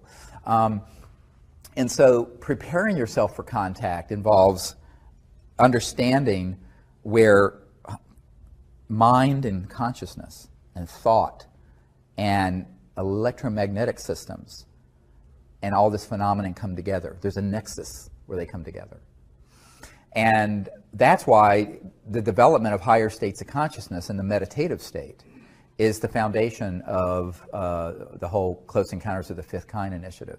It's very controversial amongst the nuts and bolts crowd in the UFO subculture. I said, yes, but you're not dealing with civilizations using a piece of junk like this. They're not communicating using the speed of light. Because if they're from the Andromeda Galaxy, which one of the ETs that came at Joshua Tree told us he was from the Andromeda Galaxy. And we have a photo of it. It's on our website. Go look at it. This is 2.5 million light years from Earth. At the speed of light, it would take 5 million years to get a signal from there to here and back. 5 million years. Homo sapiens haven't been on Earth for 5 million years. So now that means that they're using technologies that are transdimensional, going beyond the speed of light, and which also, it so happens, interface with thought forms, energy fields that are in the realm of the thought. What used to be relegated to the mystics, but now is something we have to accept as the real science of the future. And so this is where the science of consciousness and the science of transdimensional and interstellar technologies are going to have to come together, which is actually my first great love. This is actually what got me involved in all this, because before I was a medical doctor, I'd had a near-death experience, and I had this, even though I was raised an atheist, I had this experience of the unbounded being. And it was beautiful. It was a God consciousness experience, for lack of a better word. And I realized that the mind, the consciousness within every single person is infinite, and everything is folded within it. So I began to learn meditation and became a meditation teacher. I was a meditation teacher before I was an emergency doctor. And what I learned was that this became key, and that's why right after, 6 months after that near-death experience, I had this amazing contact experience that I recount in Hidden Truth, Forbidden Knowledge. But I think that it makes total sense, and it's the sort of thing nobody really wants to talk about in polite circles scientifically, because it sounds too weird. But if it's not a little weird, it's not extraterrestrial. It's probably something from Lockheed. And so educating yourself about the nature of where consciousness and thought and these technologies interface with their technologies. And in 1991, I wrote a paper that's in the first book I wrote that's called The Comprehensive Assessment of the UFO ETI, Extraterrestrial Intelligence Subject. And in it, I talk about technology-assisted consciousness and consciousness-assisted technologies, where the mind interfaces with these both ways, where the mind can interface with technology, but also where technologies can augment and project thought and awareness more accurately. And that's what these civilizations had. I got a call from a senior aerospace engineer at McDonnell Douglas Aerospace that became part of Boeing Phantom Works. They had their own Phantom Works, became part of Boeing covert programs, but it was still McDonnell Douglas back then. And he said, "How do you know this? This is the most accurate assessment any of us have ever read." And it turns out he had been on all kinds of committees, had known old man McDonald at McDonnell Douglas, and was on the Condon Committee to look into this at the University of Colorado in 1969. But he said that it's going to get you in a lot of trouble because it sounds a little far out there. And then he related me a story. He says, I was researching a case for McDonnell Douglas years ago, and it was in the Baja California in Mexico. And a craft had materialized, and this ET just appeared outside of it. And he had sort of a little, like a little black box, or rectangular box here at his solar plexus. And the person who had the encounter said that as clear as you would hear words in your ears, this being was communicating with his mind.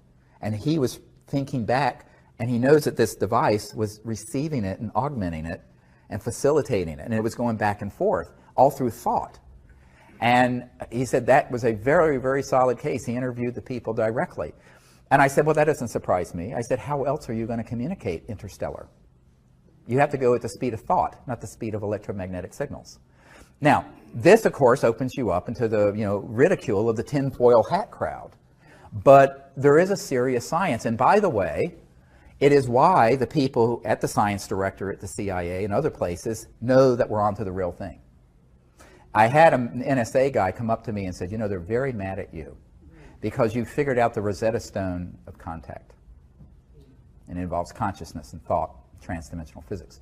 But it is also the thing that gets you in the most trouble the most quickly in the conventional world, mainly because the conventional world has been miseducated about science, technology, consciousness, religion, thought, everything. I mean, it's almost like everything you know is wrong, but or partially wrong. But that's where you get the preparation, is really in developing your state of consciousness and having this intent. And then you just go out there and put yourself at service. And if you say, I'll be at service to doing this, almost anything is possible. What are your thoughts on crop circles? And do you have certain messages you think that they're trying to send through these? Great question about crop circles. And by the way, just hold Colin Andrews in your thoughts and prayers. I got an email late last night that he is in critical condition and is at Yale University Hospital with a type of heart condition, and he is in really critical condition. He's the premier crop circle researcher. He's a really good friend since 92, 91. So, I was shocked to hear this last night. But I would say that, the majority of crop circles at this point are hoaxed. However, the ones that have been authentic are really amazing. The problem is sifting out the noise from the sound. It's just like UFOs. What part of it's man-made and disinformation and hoaxed, and what part of it is real. But my own sense of it is that it's certainly a way that they're trying to visually convey almost archetype knowledge of symbols and shapes and, if you will, sacred geometry through a very visual medium, transdimensionally. And the way I think they're created, because we interviewed, Colin Andrews and I interviewed a farmer, believe it or not, his name was Mr. Bull. It's like, you can't make that up either, near Alton Barnes. And he had been out on his farm in daytime, and there had been a crop circle that had formed, and then he was there when this energy field just came out of the sky, and it was like a dark, it was like a mobile black hole. And it came down, and all of a sudden, everything started swirling and moving and bending down around it. And what I figured out by studying the real crop circles, and the Seasteady logo is a crop circle that we communicated visually to the ETs that they put into a field in 1992. And that whole story is a fascinating story. But what I figured out is that what they're doing is that they're augmenting or increasing the gravitational field over a certain area, over with a template, if you will, like a cutout, like a blueprint, electromagnetic blueprint, that then goes and lays this down very quickly.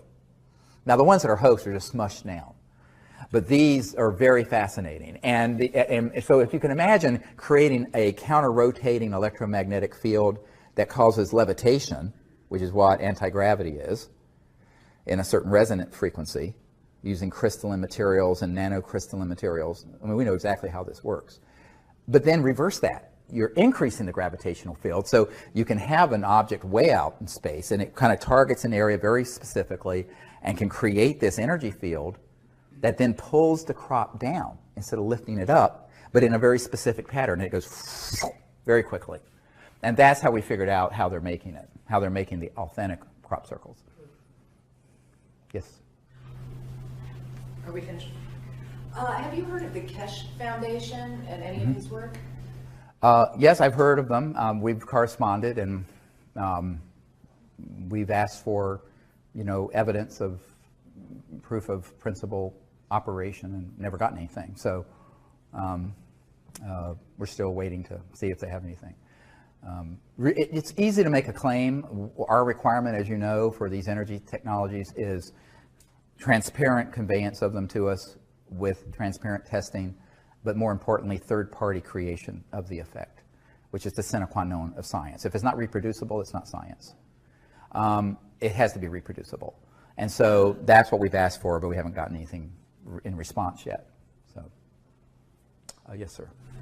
You spoke about how difficult it would be for a craft to come down without getting shut down, that there are so many things in place that as soon as they would show up, somebody's there right away.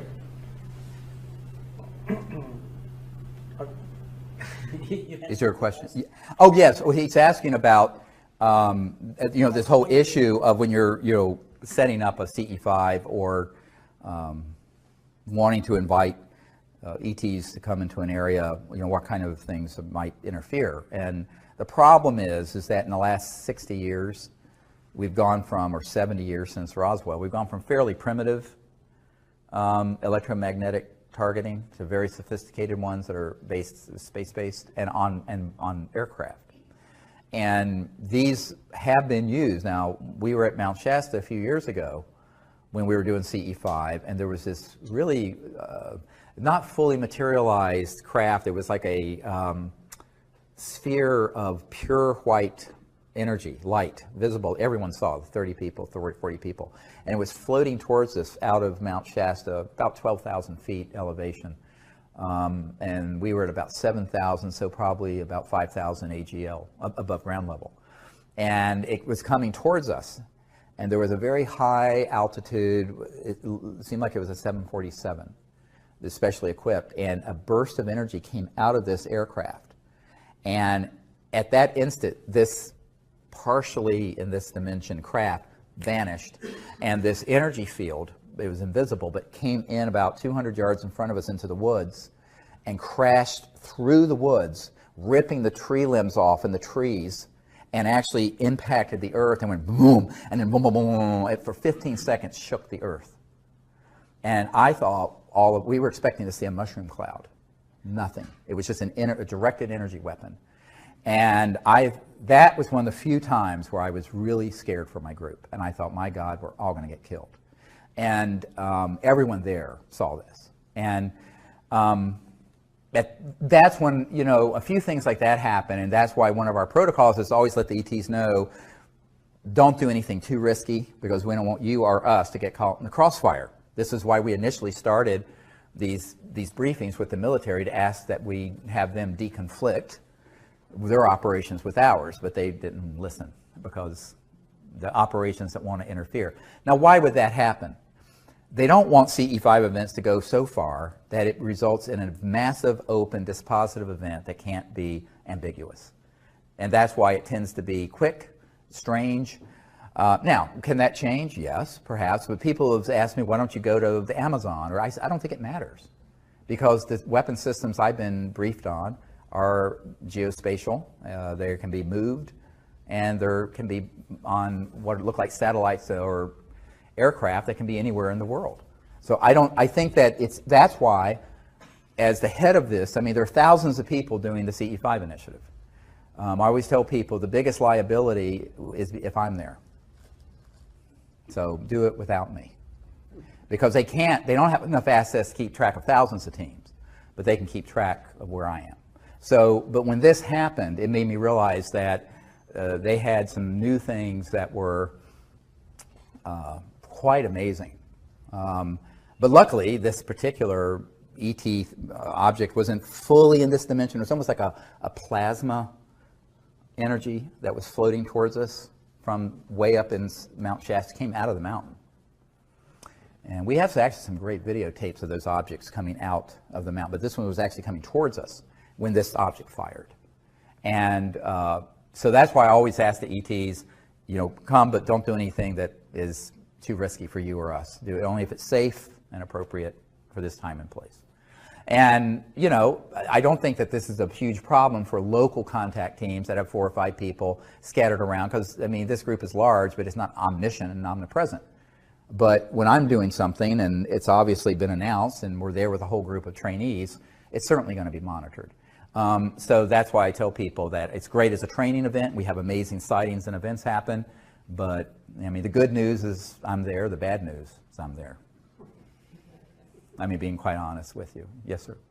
And how would you, the contacts that you have, the communications that you have, how would you characterize them? Do they break down into, do you communicate about the same things or the same general things each time, or is it just all over the place? He's asking, you know, how the communications kind of break down into different types of communications and information. It actually is different with every group. And every time we go out, there's something new that happens I've never seen. And I've been doing this for 25 years. So if you read the book, Extraterrestrial Contact Countdown Transformation, what you'll see in that book is that there are literally thousands of different phenomena that happen and have happened over the years.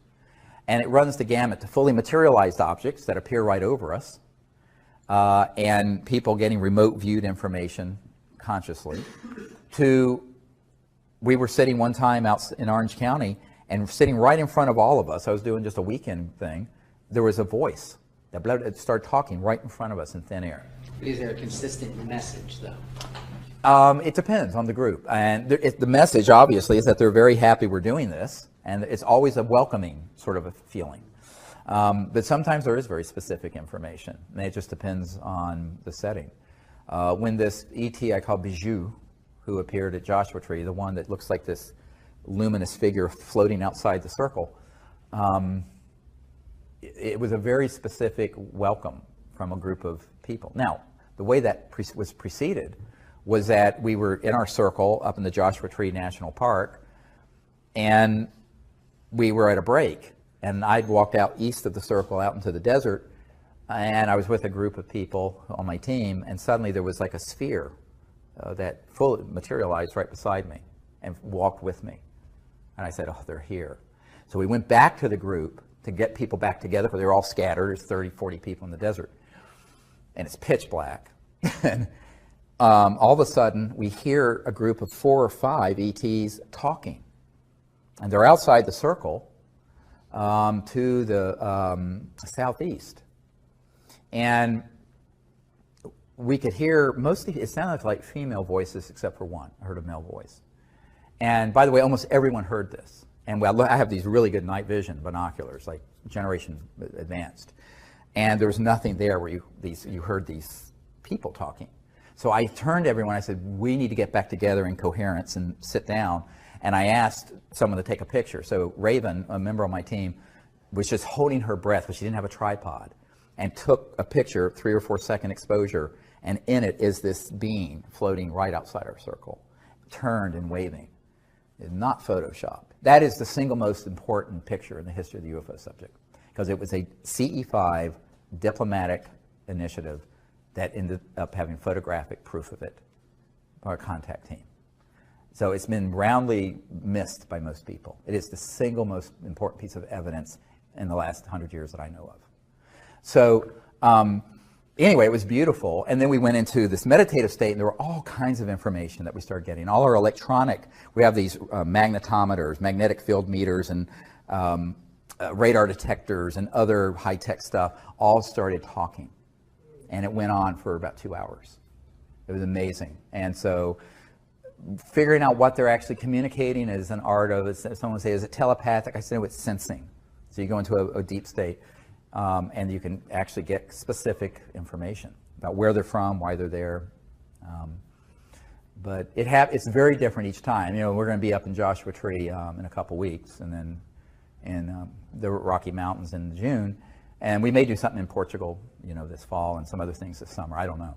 But I'd like to go to Portugal and do it. We'll see. We're looking for a good place to do it. But yeah, it's a beautiful experience. And what I tell people is that, you know, it's almost universally where they're wanting to do sort of a cultural exchange. They're wanting to see how you are And then a lot of times they will show you visually their planet or their houses or their culture. It's really quite beautiful. And people who have never had experiences like that will have these breakthrough events, and it just blows their minds. The other thing is that sound can also be seen at a certain resonant frequency. So one time we were up at Mount Shasta, a different time, and we were sitting in the National Forest, and there was a tone that came out of, it was a multi-directional tone that just emerged out of the air. And everyone, we were in our meditative state, and everyone saw what looked like a gunmetal gray or pearlish gray sphere that moved through the circle like a string of pearls. So the sound created the form, which is very Vedic if you understand the Vedas, name and form, sound and form. And that was definitely ET. And it was astonishing because almost everyone sitting there heard and saw in their visual image the same object move through. Beautiful. When I was watching the testimony from the National Press Club, there were witnesses that mentioned seeing objects on radar moving at very high speeds and at right angles, right. Which to me means that they must be dematerialized if they had any life forms on board. Otherwise, they would have been smoothed by the momentum of the right angle. Does that have any implications in terms of like the soul that might be in a person? Because how can a being dematerialize and then come back? Well, he's asking a question about objects that are moving like at 100,000 miles an hour or 20,000 miles an hour, make a right turn. Actually, they do not have to be dematerialized. What they do is that they can create, if you will, an energy field around the craft that is kind of like controlled for one gravity. And so even if and it moves with the object. So this is field propulsion, all right? So it can be moving at 100,000 or 200,000 miles an hour and stop or make a right-hand turn. Now, if you were in a jet aircraft, your brains would be coming out of your nose, literally. I mean, it would kill you.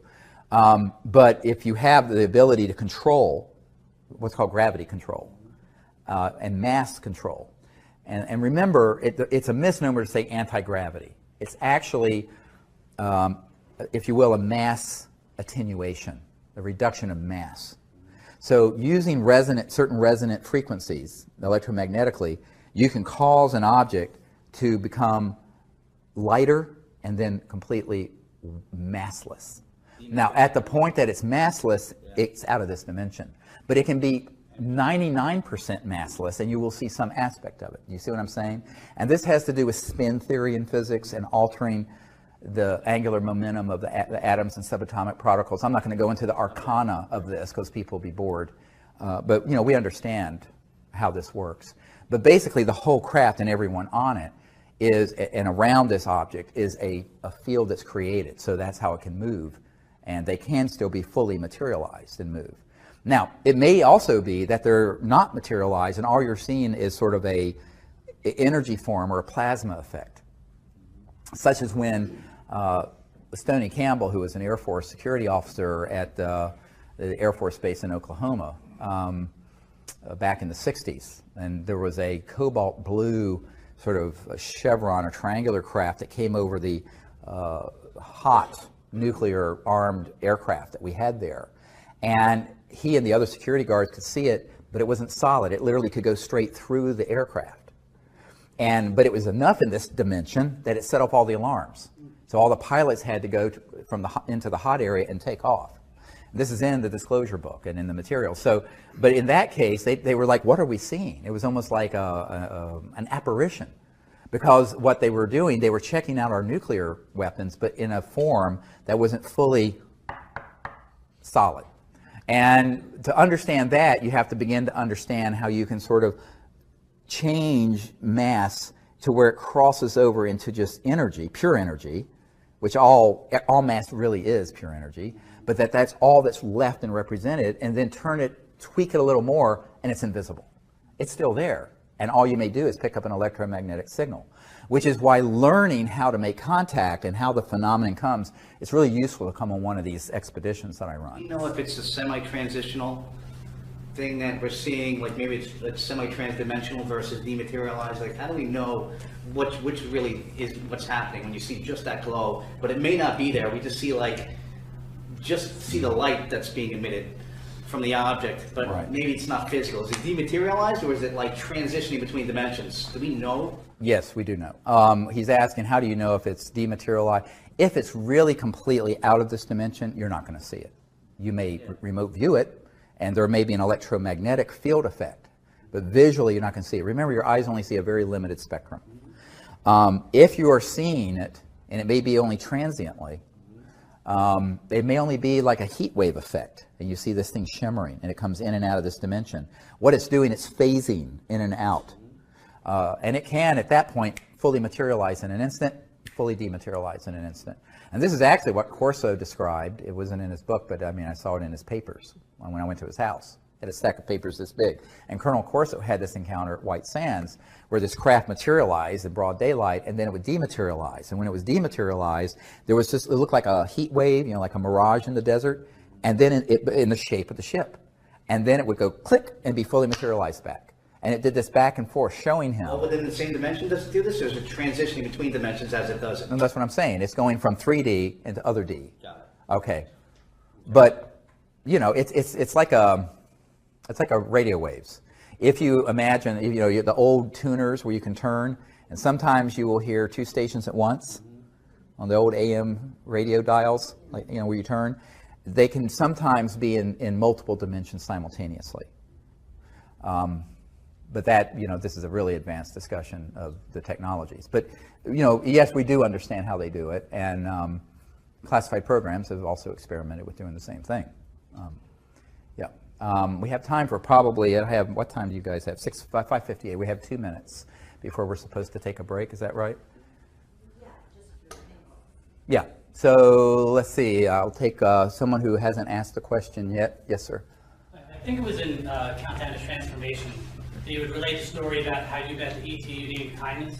Yeah. And I believe you were introduced to her by Shari. Yeah, the night Sherry Adamak passed away is when I was introduced to this ET I call kindness, yes. So my question is, do you continue to have encounters with kindness and with Shari? And also, is it common to encounter people who have passed away when you have encounters with ETs? Yes, is it common to have encounters with people who are passed away also when you're having encounters with ETs? I don't know if it's common, but it does happen. And remember, if you go beyond the speed of light, what I call the crossing point of light, you go into energy fields that begin to approximate what the mystics used to call the astral, which is closely approximated to, if you will, the afterlife. That astral aspect of your body. So the night that Sherry Adamak passed away, I awakened in this lucid state, and she was there introducing me to this ET with a perfectly round head. I mean, exactly round, not elongated at all, and completely hairless, and very, very kind. I call her kindness because she just emitted this kindness. And in almost every expedition under the stars we've had since 1998, she has shown up in what looks like sometimes it's cobalt blue and sometimes it's diamond blue white ship, and often it'll come in and make a curve and then go back out and dematerialize, but it's that distinctive, it's very distinctive. So yes, we have, and my understanding is that she's a very senior diplomat with an interstellar coalition, very enlightened. And it's sort of like the Bijou, when we had this experience in Joshua Tree, the amount of the development of consciousness of these life forms that have explored the cosmos for thousands, some of them millions of years, it's just stunning. And the intelligence. So yeah, that continues to happen. And it's very unusual that we're out on one of these week expeditions where we don't see that ship. Do you ever see Shari anymore? Yeah, I mean, I'll have dreams with her. Yeah. And by the way, the lucid dream is an amazing tool because it's, you know, buried within everyone is everything. The entire, you know, it's like this old saying from the Sufi, I think it's Sufi tradition, thinkest thyself a puny form when within thee the universe is folded. In other words, it's a rhetorical question. You're not just some little thing. Through the structure of consciousness and mind, the entire cosmos is folded within every single person, like a quantum conscious hologram. So we're all conscious quantum holograms, and the entirety of the cosmos and creation is folded within every single one of us. So that's why you can have a lucid dream or be in a meditative state and see other worlds and see other places, or even other dimensions where people have, you know, passed on. And it's quite beautiful. Now, you know, trying to prove that scientifically, but it's a global experience. I mean, there's so many people who've had lucid dreams of something that's happened the next day. I mean, so there's empirical evidence, but you know, you can't prove it. But ultimately, I think in the future we will have the ability technologically to prove these things. And until then, we can use, you know, what God gave us, our own consciousness and thought and mind, and create a new world. Well, with that, I think it's a great place to end. It's a little after 6. I want to thank all of you for coming. We'll have time to hang here for a little while. And I just want to say in closing, really the key thing to disclosure and to contact is people stepping into their own power and not waiting for other people to do it. Because if you wait for others to do it, it will never happen. This is something that has to be a grassroots mass consciousness event. And the next phase of disclosure is going to be exactly that. And the more that people understand that and actually do it, instead of just thinking about it, the more rapidly we're going to get to this next level of our civilization, the future of which is beautiful if we get it right. Because it's a future of free energy, abundance and unbelievable prosperity on this planet, peace, universal peace, and interstellar travel. That is what, we're right at the point of being able to create that reality. And that is the future for Earth and humanity if we choose to make it that. But it isn't going to happen by people sitting doing nothing.